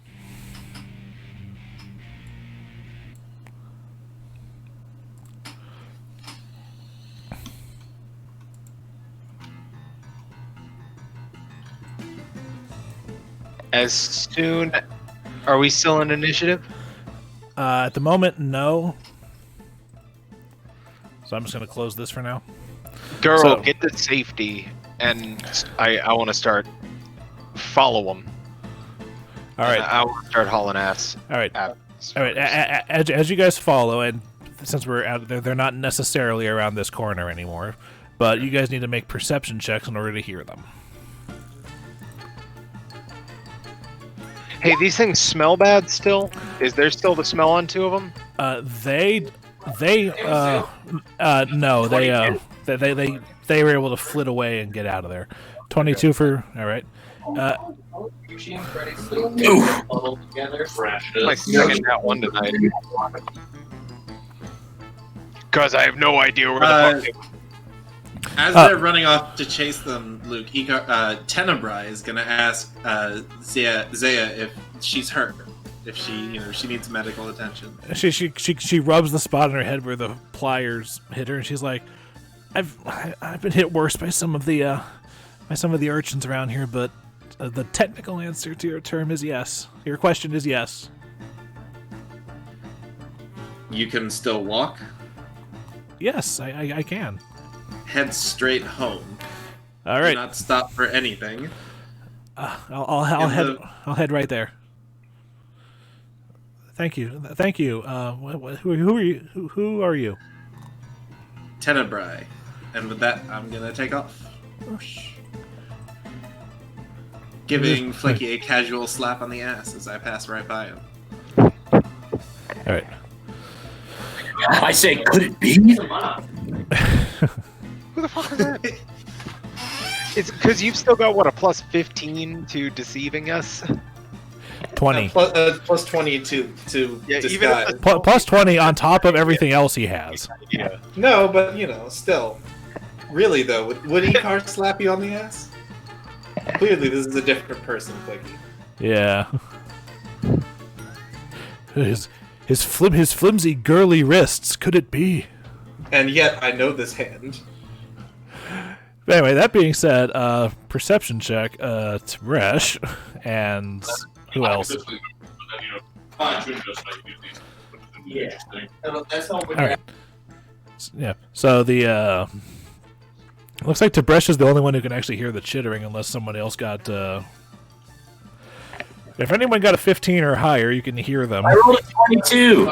Oh, okay, alright, yeah, well, you rolled it, and sorry. Then this stuff happened. Yeah, okay, I got it. Yeah, the two of you are able to follow. It's like they turned left and then right around this corner, and you can tell that they're actually flying over the roofs. So they're going as the Tooth Fairy flies.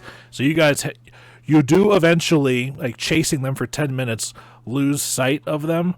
So as you continue to chase, I need another perception check from the party.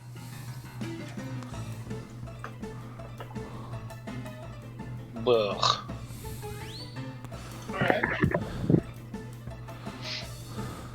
little better. Dillon, we can't tell what you were showing there. Oh, okay. You're muted, Dillon. I keep forgetting I'm muted. I got a nat 20. You got a nat 20 on a spin down die? Alright. That's all right. Well, all of you are able to hear not only the faint chittering of sylvan voices, but also the occasional screams of tieflings as they pass by what you would assume is them passing by windows and startling the hell out of some of the citizens. So you continue to chase them until you come to it appears to be like a rundown tavern, just situated at in the middle of one of the city blocks. So I need another perception check here.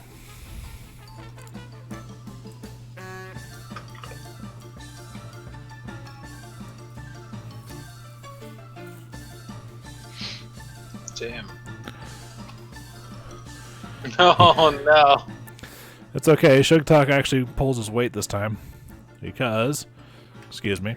Team last time. I know, but you've rolled several ones this session. Only 2. That's more than 1. Okay. But anyway, No attack. I'm gonna scoot you guys down here. Bottom right map, by the way.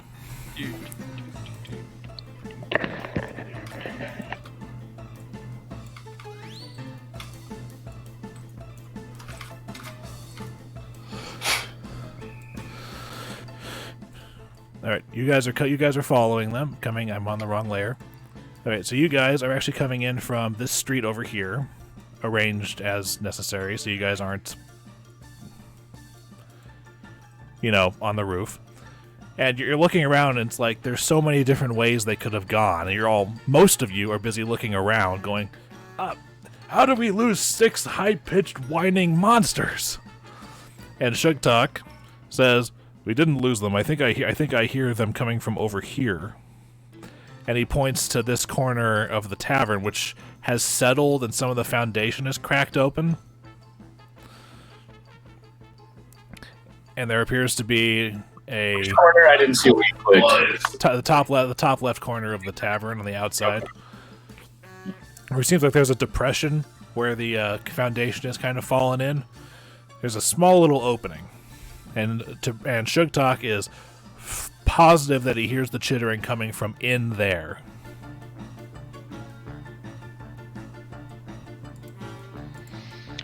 Tib'resh, get us through that wall. Are we inside or outside? Outside. You need Sugtok to tell us. Yeah. I hear it chittering from up top. No, it's not up top. You hear it from the support pillar. Well, This pillar over here. Hold on. It was right here, right? lead the way once again. Erstwhile. Hold on. Wait, Tenebrae, you're wearing protective armor. What if you went for these small creatures first? As Tib'resh is coming up here, because you said you were going that way, once you pass that point, the fairies appear to swarm out of the depression, and then they start yelling at you again.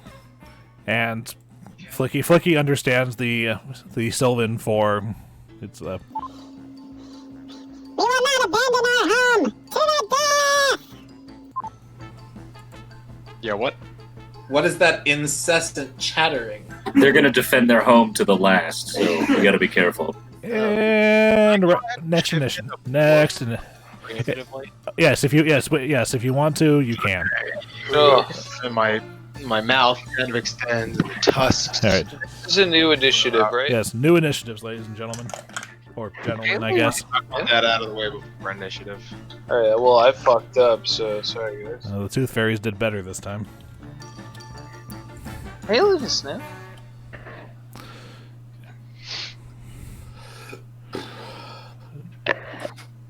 Come and get me, bitches. Is this everyone's new initiative? It is. So is that 6, Dillon? Okay. All right, so this is everyone. All right, cool.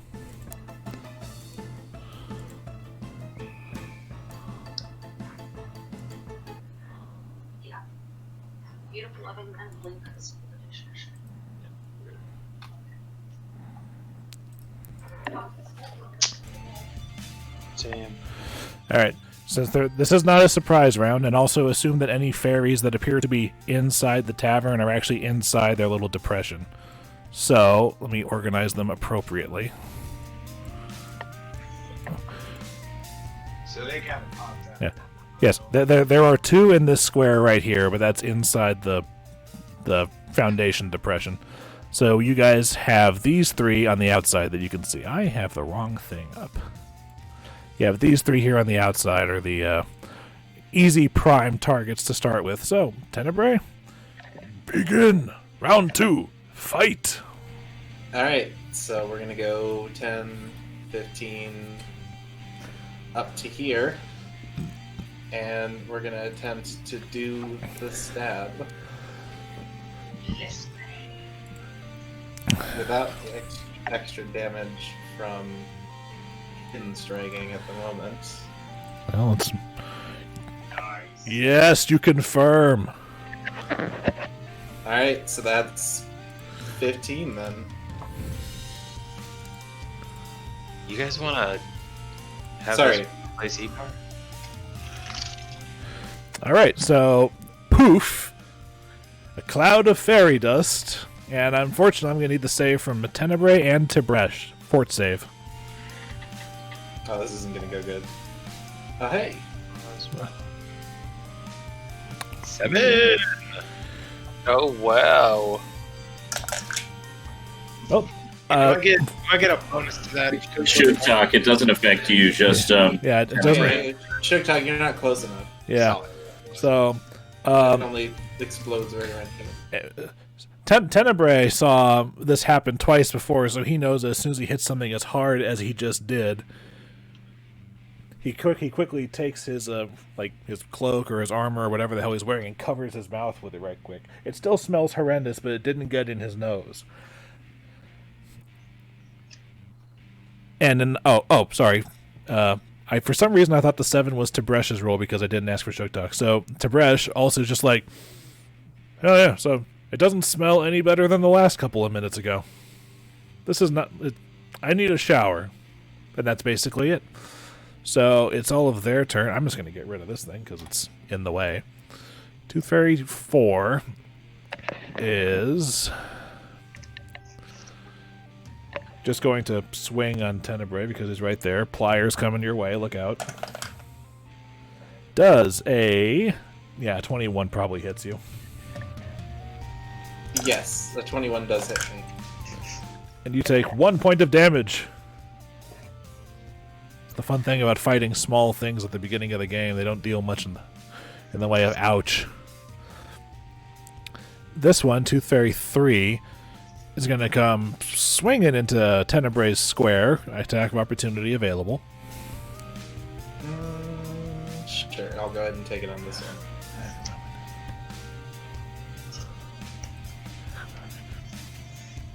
That unfortunately does not hit. So now I need a combat maneuver defense. My CMD... Where is my CMD? Is 17. Unfortunately, he rolled a 17. Okay. He grabs one of your front teeth with his pliers, and with a solid yank, it comes out. Oh, Wow. God! You take 1 point of bleed damage and a point of charisma damage.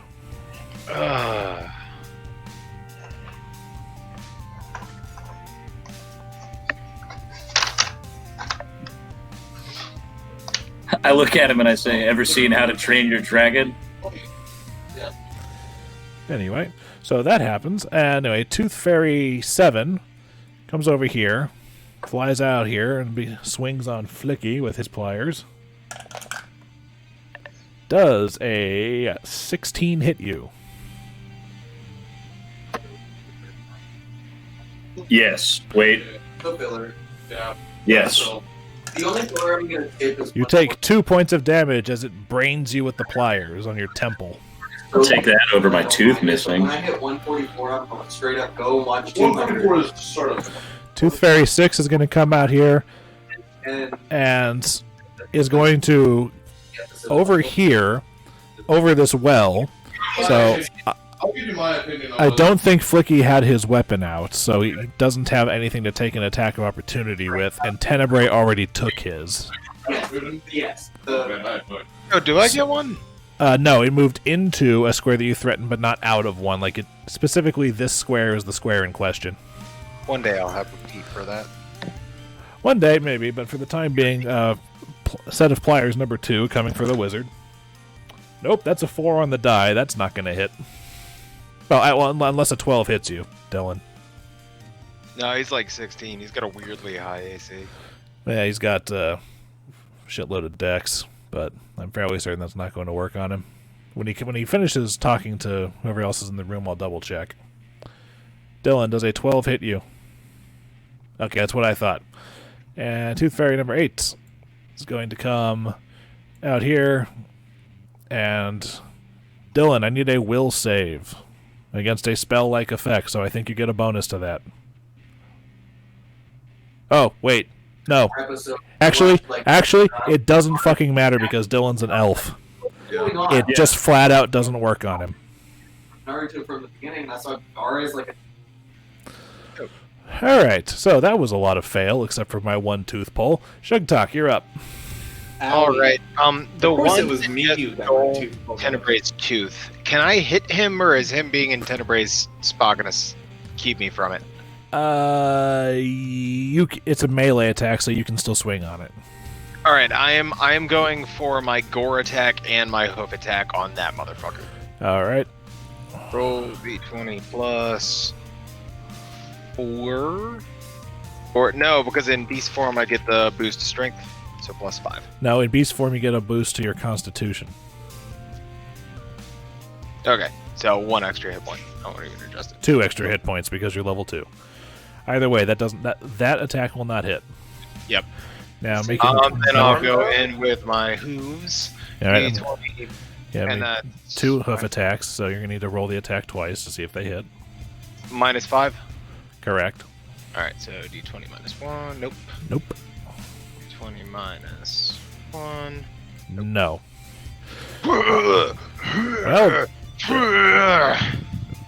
Well, Flickie hears the them start to chitter when they see you trying to do this. Oh my god, what a freak that one is! Stay away from him, he looks dangerous!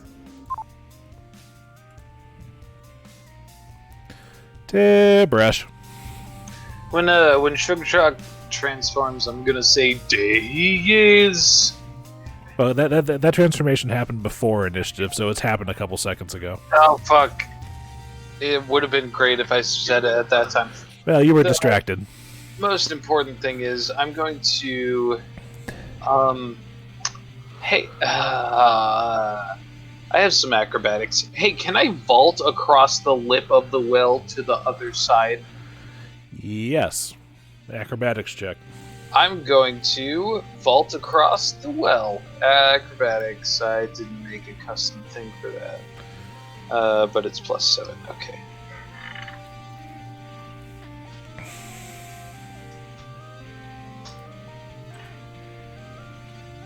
Damn.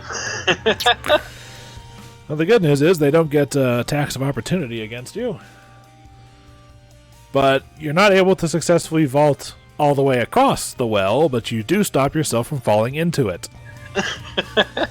So I'm just got like one foot on one side, 1 foot on the other, and you're just balancing over. I've seen this in like 5 separate Jackie Chan movies.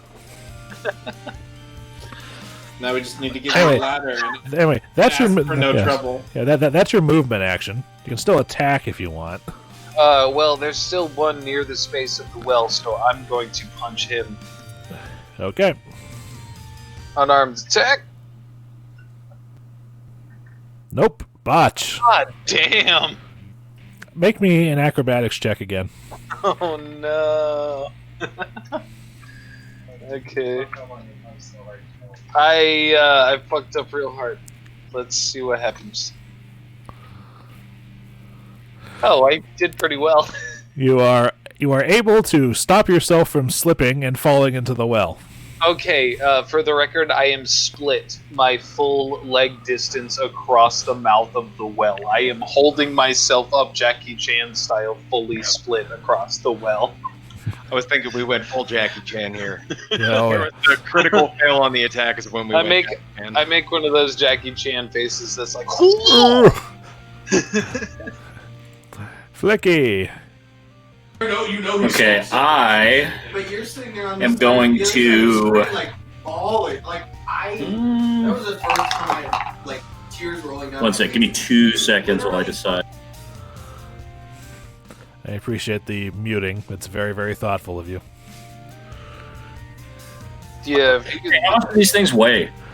Just by looking at them, you would probably assume like less than the average ribeye steak. Okay, so I'm gonna use Mage Hand and grab this one. Yeah, I'm like, these are both pretty weird. You're gonna have to make me a touch attack roll for that, and then you're gonna have to make me a grapple check. Okay. What was the first roll? Sorry. Make me a touch attack. Yeah. Does that have my intelligence bonus applied because it's using a spell? No. No. Your dex. My dex. Okay, so +3. Okay, Dillon. I have to correct you because Mage Hand can be used on a non-magical, unattended object. It can't be used on a creature. God damn. Okay. All right. Well, then instead of that, There are other spells that do something similar, but not the cantrip Mage Hand. okay, then I am going to. I'm gonna take a 5-step to here, and I'm gonna use Ray of Frost on this guy. All right, Tooth Fairy 7 is going to take an attack of opportunity. I took a 5-step. I thought that was the point of a 5-step. You're still in range of this guy. But doesn't 5-step let you not? You don't get AOO? no. You're getting attacked for casting a ranged spell in melee with another creature, Oh, okay. All right. which okay. doesn't help. He rolled a 2 on the die, so it's going to miss anyway. All right. So Ray of Frost. Roll Touch to hit. Yeah, touch attack. Touch attack? Yeah, Casting on this guy. He's 10 feet away. yeah, it's a ranged touch attack. Oh, all right. Okay. Well, it's a ranged attack against his touch AC. So I'm using my dex, not my intelligence. Correct. You don't use your intelligence for attack rolls except your Hand of the Apprentice thing. Suck it, motherfucker. All right. That's one. All right, so roll your damage and then roll double the dice. Oh, 1d6 plus half. We're level 2, right? Yeah, it's going to be 1d6 plus 1, and then you're going to roll that again. 5 and 6. Poof! As a ray of frost streaks through it and keeps on going into that statue, just on the other side, around the corner. I'm going to need another Constitution or Fortitude save from Tenebrae and Tib'resh.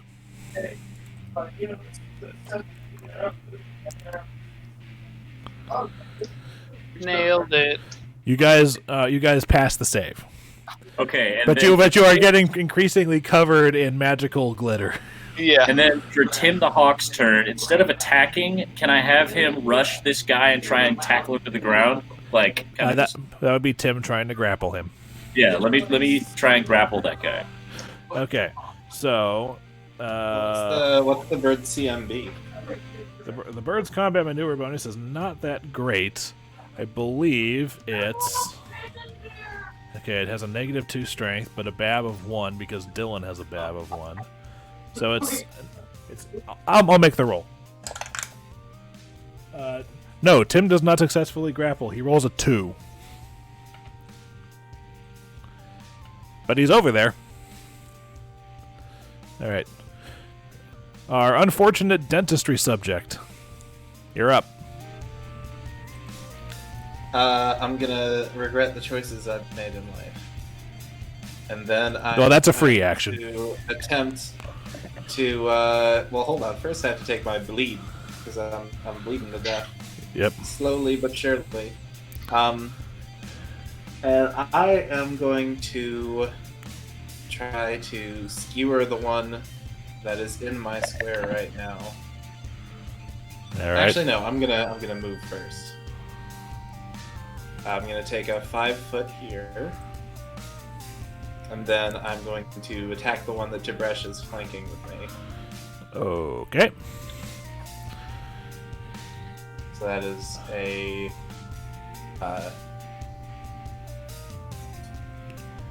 add 2 to that because I am flanking, but I think that's probably still a miss. Yeah, it's still a miss. Okay, well, that's me. All right. Tooth Fairies are going in again. This Tooth Fairy is going to try to swing its pliers at the hawk. If I had been doing it last session, it would have hit. But this session, since he has his correct AC, the hawk is not hit. Boys. Tooth Fairy 4 is going to try to move into Tenebrae's square, so attack of opportunity is available. Okay, I'm gonna go ahead and do that. Wait, which one? Sorry, I moved the wrong thing. This one over here, which, as it moves in to try, it looks like it's going for your teeth also, and you're just like, and you spit a little bit of the blood in your mouth at its eye, which causes it to, so it can't see your sword coming up at it as you skewer it, and there's another poof of fairy dust all over you. I'll shout, "Leave my fucking teeth alone!" I need another fort save, and okay, you pass. You're increasingly looking like a Batman strip dancer, but God's damn Tenebrae. okay, I'm just gonna get rid of the poof ones. Fairy number 3 is going to also try to move into your square, but your AOO is used up, and it's gonna look like it's gonna try to. Don't Tib'resh and Sugtok get one? Yes, attack of opportunity is available on the Tooth Fairy that was between. Snap. Gore attack. Gore attack hits, so let's put this back here. Okay, yeah, Tib'resh does not hit, but Sugtok does. Roll damage. They always called me Butterfingers the Scribe. Oh! Gore attack? Tusked. You have popped another fairy balloon. So I need a fortitude save from the 3 of you. Everyone that's not Flickie. There's no way that shit doesn't get in his fucking nose. He popped it with his mouth. Oh, there we go. That's not great. Oh no. One of the spray paint people from Mad Men. Sugtok, what was your fort save? Where'd it go? Or was that the 18? I think that's the 18. That's the 18. Yeah. Okay, yeah. So the pigmen and the half orc are like, "What's this?" And Tenebrae is just like, Well, oh no, god, I mean, at this point, there's so much of it. There's so much of it. He tries to close his mouth, but he's got that tooth gap. So even with his teeth clenched, it still gets into the tooth gap. So Tenebrae is sickened for 2 rounds. Not me, I rolled a 14. Tenebrae, you got any more baddies on you? No, I don't think so. Get rid of that. Okay, now we've got the one that missed the hawk, and now the one that's going to try to bite Tib'resh because he's still in the same square, is it? Yes, he's coming for you. He's coming at you with his teeth, and he rolls a natural 20. God dang it. Well, the good news is, his bite deals 1d4 minus 3 damage, so on a crit, that's only 2 points of damage.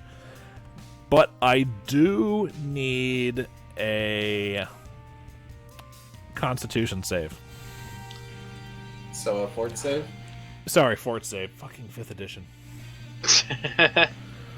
Fort save. Alright. It bites you, and you're just kind of, ow. God damn it. Fucking get off. Shattersong. So that the one that's attacking him is the only one left. There's two left.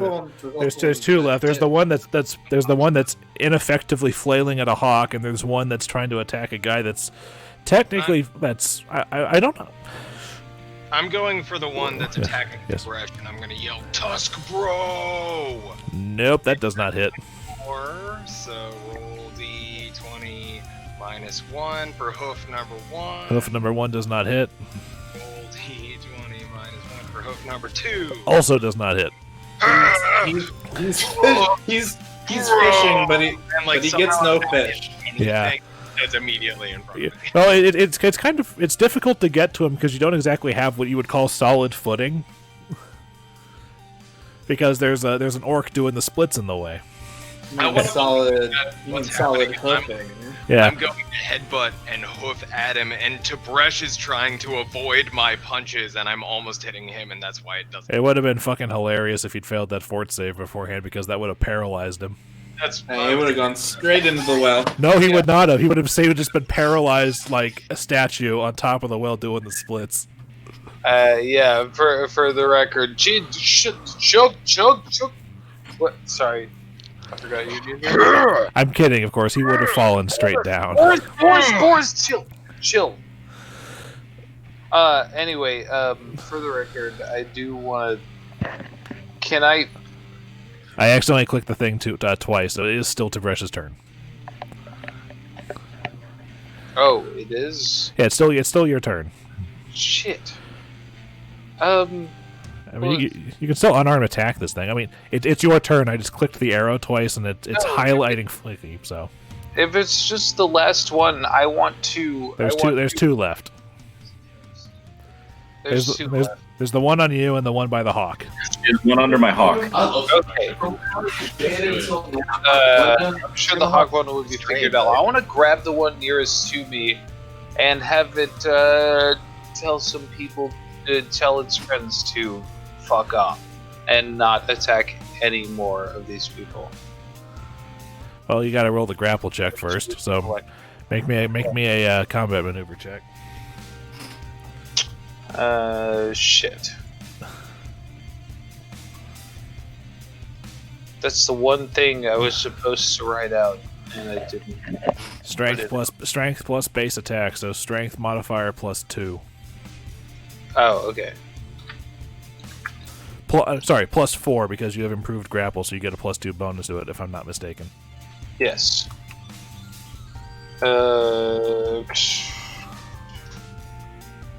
Oh, plus strength, so sorry, it should be +2 on this roll, but I botched it. Yeah, you botch, so you fail to grapple it. As a matter of fact, I'm just going to say that because you failed to grapple it, you provoke an attack of opportunity. Damn it! No, because he's got improved grapple. Oh, no. No. The attack of opportunity is because he botched. Oh, okay. But fortunately, the thing rolls a 5 on the die, so I know that that's not going to beat his ridiculous monk AC.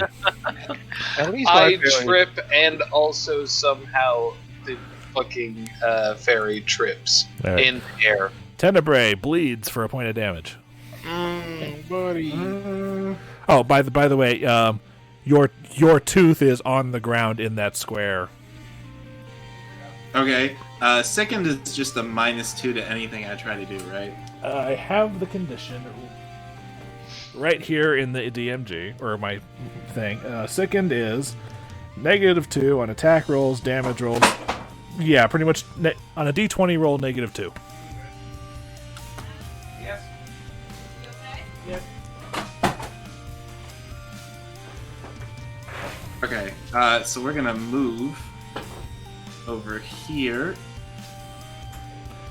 So that, Flickie, is Flickie threatening? Yeah, Flickie does not have a weapon drawn, so no. Okay, well then, 5, here, I'll just go 5, 10. It used its attack of opportunity already, if you were going, you're going for that one, okay. Yeah, I was gonna flank over here. Okay. Not that it matters, but would I have gotten flanking for the one that's on Tib'resh? No, because it's in his square, and you're not sandwiching it. I'm gonna Small creatures stab, are small creatures are irritating that way. I'm gonna stab the one that is bothering the hawk. Unfortunately, the hawk is distracting it from getting its opportunity to attack on you. Okay. The flanking bonus and the second are just cancel each other out. All right. You hit. 17. You hit. Okay. Well, it takes 8 damage. And pop. Pop goes the fairy. So now I need that that fortitude save from Tenebrae and Flickie.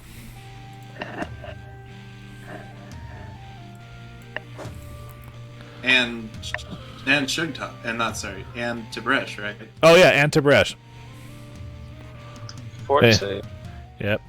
You succeed. Well, I'm not even more sick. Tib'resh saves and 16.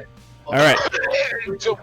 All right, you're all covered in glitter, but Tenebrae is no more sickened than he started as. You said it was 2 rounds, right? So Yeah. So now it's down to 1. Yeah. Okay. All right. So you guys aren't sickened, but your guys are covered in stinky fairy glitter. Okay. Wait.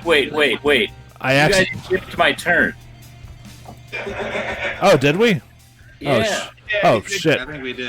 Ah, god damn it. Sorry, that happens from time to time. I'm sorry. You can take your turn now. I'll take my turn. Okay. I was like, why haven't I done anything in 10 minutes? Sorry. That's my bad. So the last one is under Tib'resh, right here. Yeah, the last one is currently molesting Tib'resh while he straddles the well. Oh yeah, I forgot I'm still doing that. Yeah, see that? Yeah, that. Okay. I should opt out of the well. I 5-step forward. Fucking, I grab it by the head. I grab it and I whisper in Sylvan. I whisper this is the shit he was saying to Tib'resh and Tib'resh's mother from back in the alley. And I'm like, I know it was you little shitbag. And then I fucking Ray of Frost him right in his goddamn mouth. Okay. He has already used his attack of opportunity, so you're good on that. So make the attack roll. Is the attack roll at disadvantage because it's a ranged spell at touch distance? It's relatively not an issue at this point. The issue that he's getting is a penalty for it technically being in melee with other people. He doesn't have precise shot, so he's 19. going to take the penalty for firing Yeah, a spell. I know, which I'm factoring in, so that 19 drops to a 15. So, for once, Ray of Frost misses. Damn. Whoa! What? Incredible. It squirms out of his wimpy magician grasp just at the last minute. All right, so that was Tenebrae's turn. Now it's the Tooth Fairy's turn, and the Tooth Fairy is going. Placid Flickie. Yeah, it's going to try to. It's going to try to bite Tib'resh again because it thinks it's funny. Does a 19 hit you?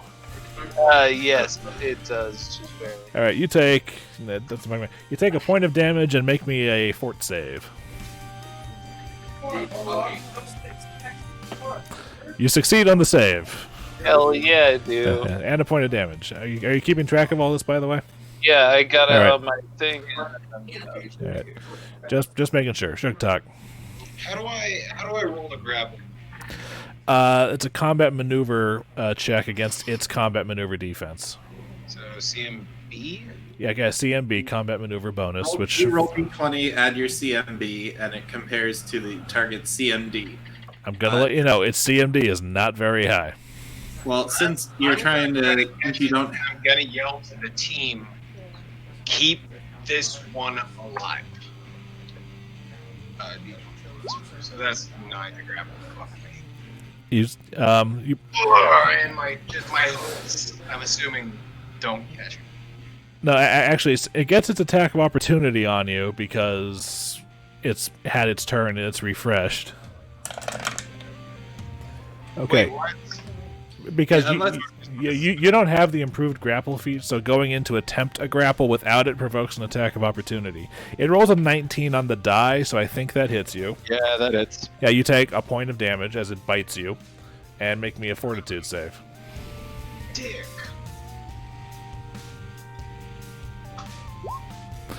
Oh yeah, you're good. Fucking fairy. You still take a point of damage. That's not a. But you do between your hooves kind of pin its wings. Like sandwich between your hooves. Got him. Tib'resh? I'm sorry, I was trying to figure out how to calculate my CMB. Fuck. So there's still one up in my face, right? Well, in Sugtok's hooves at the moment, which, by the way, would move it into his square because he's the one holding it. Oh, okay. So still split over this well. Yep. I'm going to I'm going to hop out. Can I simply hop out? Yeah, it's not going to be that difficult to just hop out. Okay, good. And I'm going to fuck, we're just killing all these guys. We're killing everything. I want to interrogate one. You want to interrogate it, but you have it in between your fucking I caught it. I captured it. hooves. Alright, fine. I'm going to... Okay, here. I'm going to try and intimidate the little fairy that's in Sugtok's hands and say, don't you ever touch another tiefling in this city again. And that's going to be... I'm going to try and intimidate it. Okay. And to tell all its friends, tell all your friends, if you ever come here again, you will face the wrath of the Silver Ravens. All his friends are dead. Yeah, all of his friends are dead. Yes, but I mean, I'm surely there's other stuff hiding in the sewers and thereabouts in the city. They're not... like... I don't think this is going to do a whole lot. I might be entirely misled. You're going The point, yeah, the tooth fairy looks at you and just kind of cocks its head like, eh? Wait, I'm sorry. It's... Like, huh? Oh, well then, if you're not... Oh, I'm sorry, I was mistaken. And then I'm going to punch it in the face with flurry of blows twice. Okay. I'm holding it up like a pinata for him. Miss. Oh, you rolled terribly. Yeah. Holy it's still squirming around in the hoofy grasp of Sugtok. So it's like you're trying to intimidate it, then you try to speed bag it, and you just completely fuck it up. It counts as being flat-footed. I don't think that's going to help him. Oh no, it's not. That's not going to help. Not enough. Flickie, you're up. I inexplicably flail about. No, it's perfectly explicable. I cast magic missile. All right, so roll me 1d4 and then add 1 to it.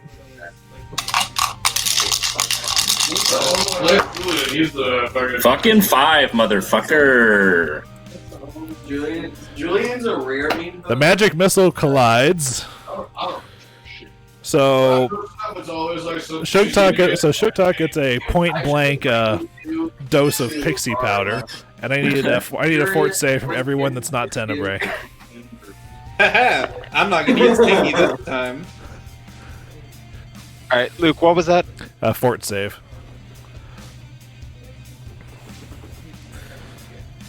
$17. Okay. It goes straight up Sugtok's nose, and he retches slightly, and he's sickened for a round. Oh, and I'm in form, so...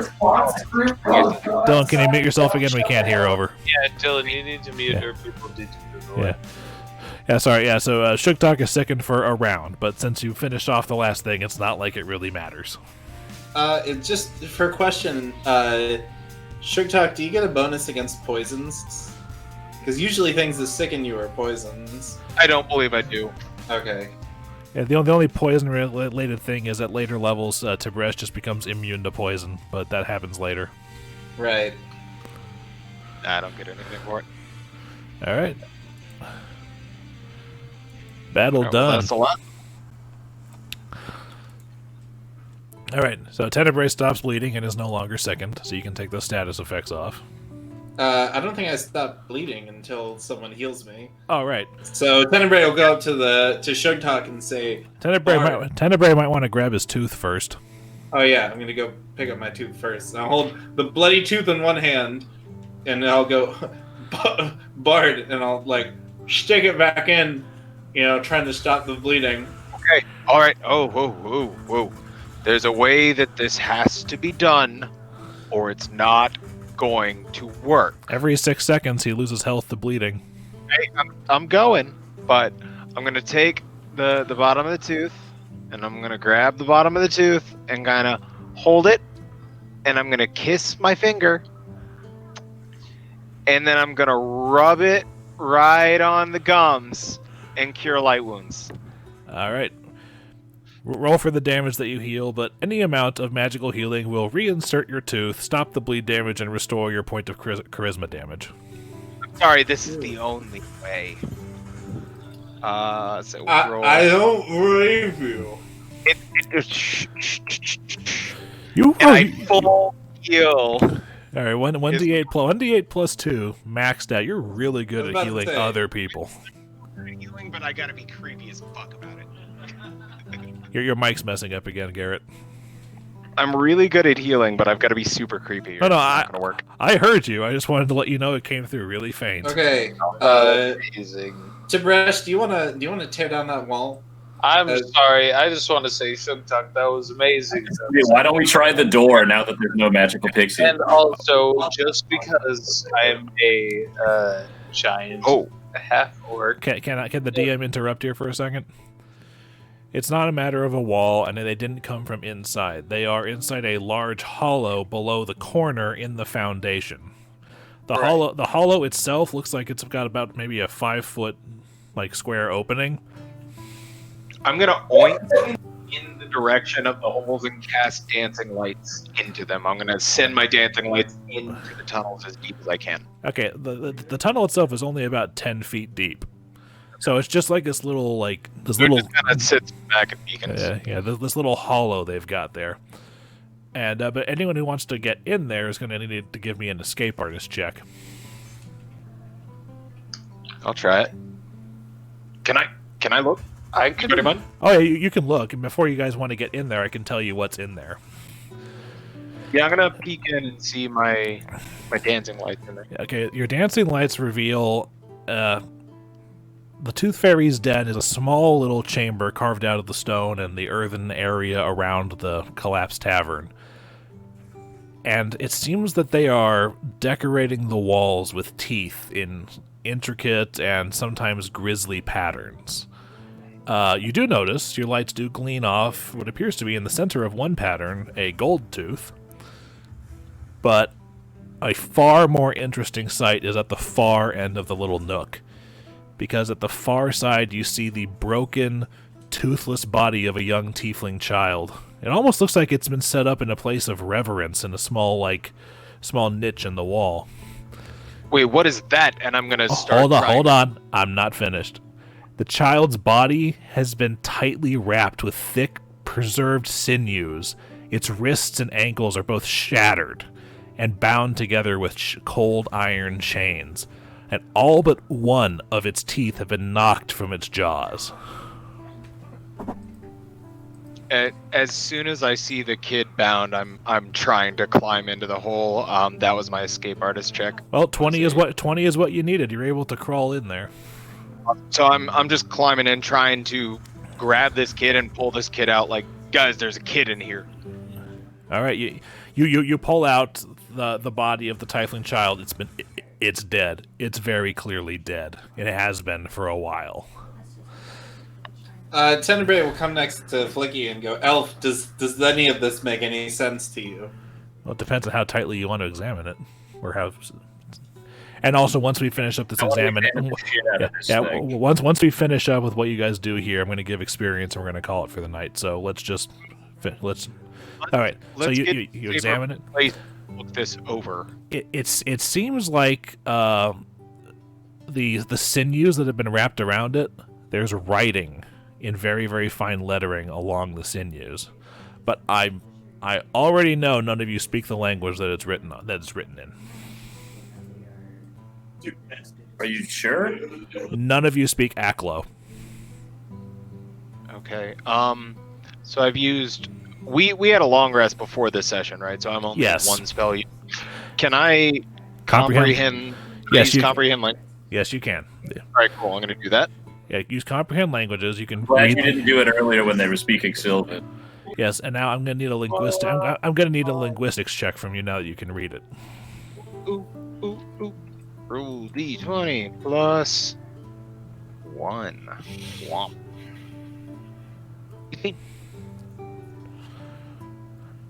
Hold on, what do you say? It seems like the writing in Aklo on these sinews binding the body of this tiefling child are aspects of a summoning ritual. That the child itself was a sacrifice meant to summon tooth fairies from the first world.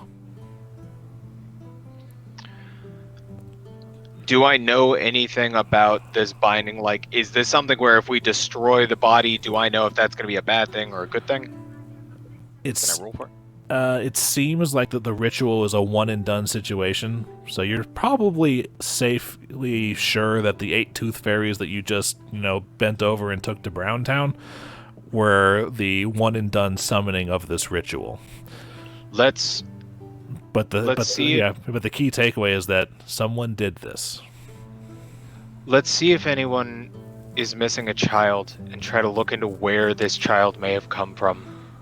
And the proper procedure is to burn the bodies in this part of town, right? Yes. Well, as you turn back and ask that, Tenebrae has mysteriously disappeared. Damn. Sir, did you have any... And... Your more immediate concern of figuring out what to do with this kid is compounded by the fact that it's around midnight and everyone's locked inside for the night. Well, guys, we can... Hold on. And I'm going to pull off my cloak. I've got 2 cloaks on right now, if we remember. I've got the cool-ass tattered cloak and then another. I'm going to pull off my second cloak. Yeah, you got the magic one and the non-magic one. The non-magic one. My plain undercloak. I'm going to pull off and wrap the body in, just to kind of hide it, so we're not obviously carrying a sacrificial corpse through the street. Yeah, because it's grisly as fuck. Yeah, and it also does a good job of muffling those iron chains that it's bound in as well. Let's take it back to the nest. No, my house is just north of here. We can't get to the nest at night without attracting too much attention. My house is a few blocks north. If we can get there, we can crash for the night and get to the nest in the morning and figure it out. I'm gonna press the digitation, the corpse, to try to just take the smell of rotting corpse. You can mute the smell of rotting corpse, but it's going to require multiple castings of prestidigitation as you go. Okay, I will do that because I am still in boar form, so I'm going to start smelling it. Every time I start to smell it, I'm going to just and clean it off. Yeah. But I want to try to sneak home. Tib'resh, Flickie, are you here for it? Do we have to keep the body with us? I don't think leaving this in a hole. I'm going to examine it with my wizard knowledge. Knowledge Arcana, I guess. I mean, we can stash it in the wall. Not until we get to the house. I want to get to the house first. Yeah, okay, fine. Let's go to Sugtok's place and stay there. All right. Okay, so I'm going to need stealth checks from everybody. I hope I'm stealthier than I was earlier. Plus 14. Oh, nice.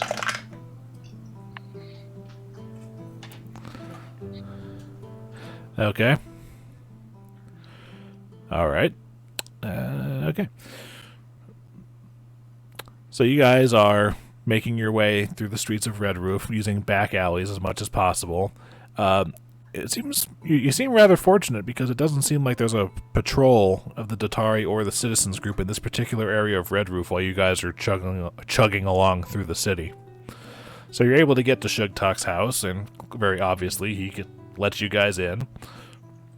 And I have to ask, Roger.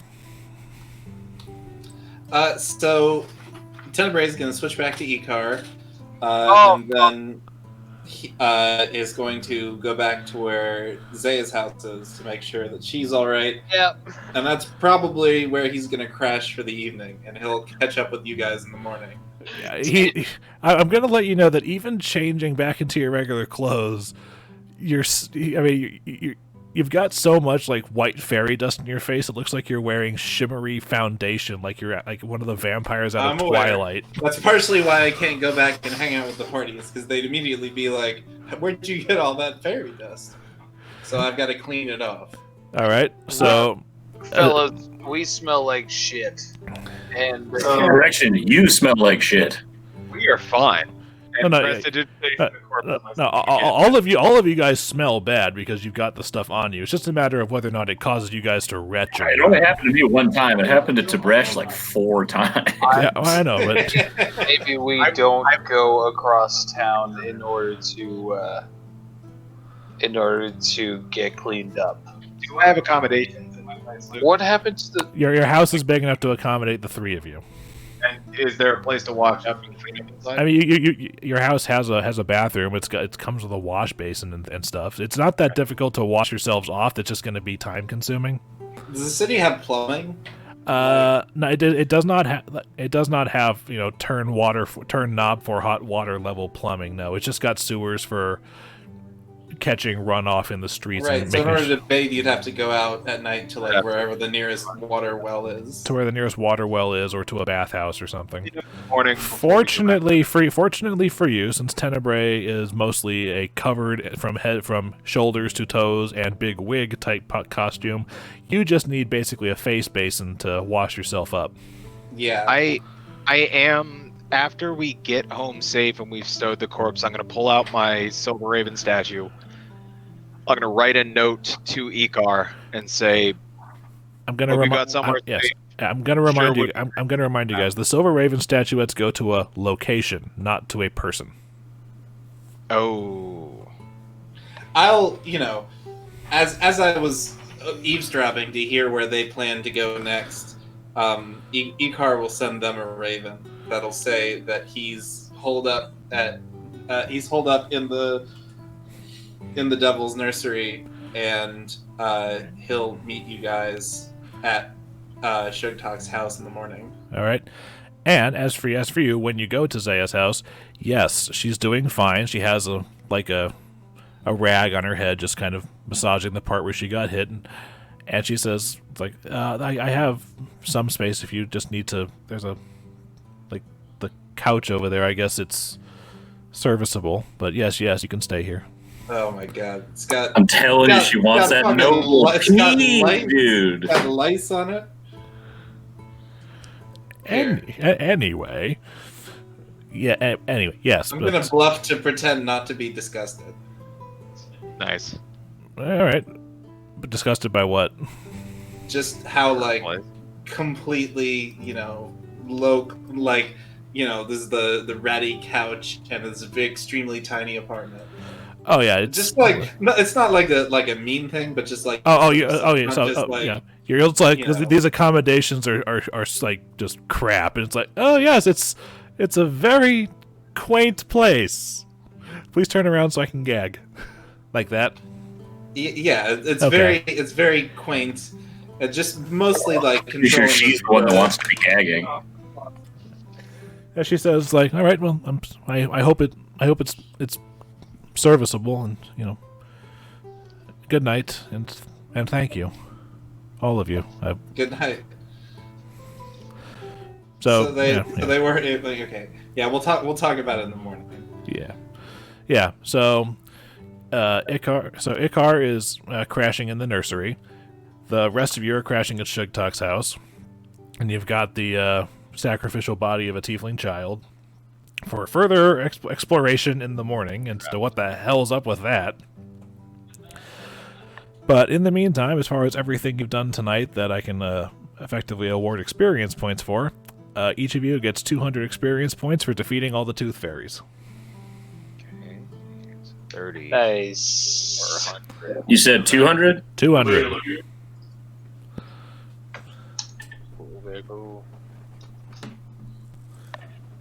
How about To be that? fair, they were just Tooth Fairies. Yeah. To be fair, if I hadn't kissed my finger and rubbed it on your gums, you'd be missing one. I'm sorry. It was 200 points? 200. 200 points. I know it's not many, but you've got a lot of leads to follow. There are plenty of things to do in the city that can get you experience points, and so on and so forth.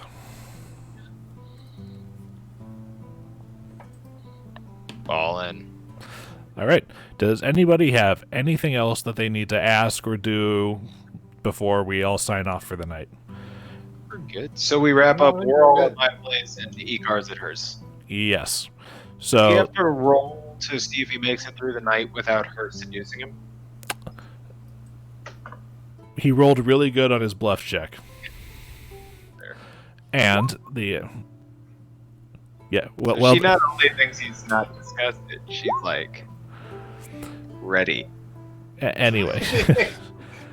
Anyway. She got those long horns.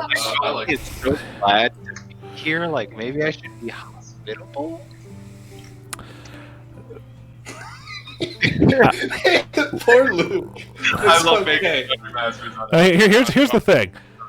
I know what I could do. I know what I should do. I know what I might do, and I'm honestly kind of used to this behavior from a lot of you guys. So I'm just saying that with the larger horns like that, it's easier to you've got something to hold in your hands. Those horns definitely do have. Yeah, she's too skinny to have love handles in the traditional sense, but she makes up for it elsewhere.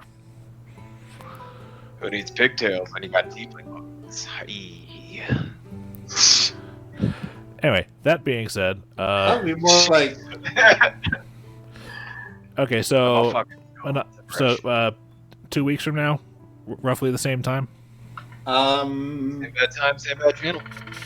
Yeah, should be good. Okay. There might be a conflict on the 20th, but I'm not certain. I will try to finagle my way around the holidays because right now on my work schedule I work from 6 until 2:30 Monday to Friday, so I do need to wrap this up soon because work. Or like 2:30. Oh yes, the tooth hurdy joke. Yes, that was incredible. That joke's got to go in. If there's nothing else, I'll sign off. Going down. Everybody good? All right. Oh, and I hope we have less connectivity issues next time. But all your updates seem to be in place. Yeah, we'll get on their alert earlier to make sure. All right. See you, fellas. All right. Yes. Good night, gentlemen.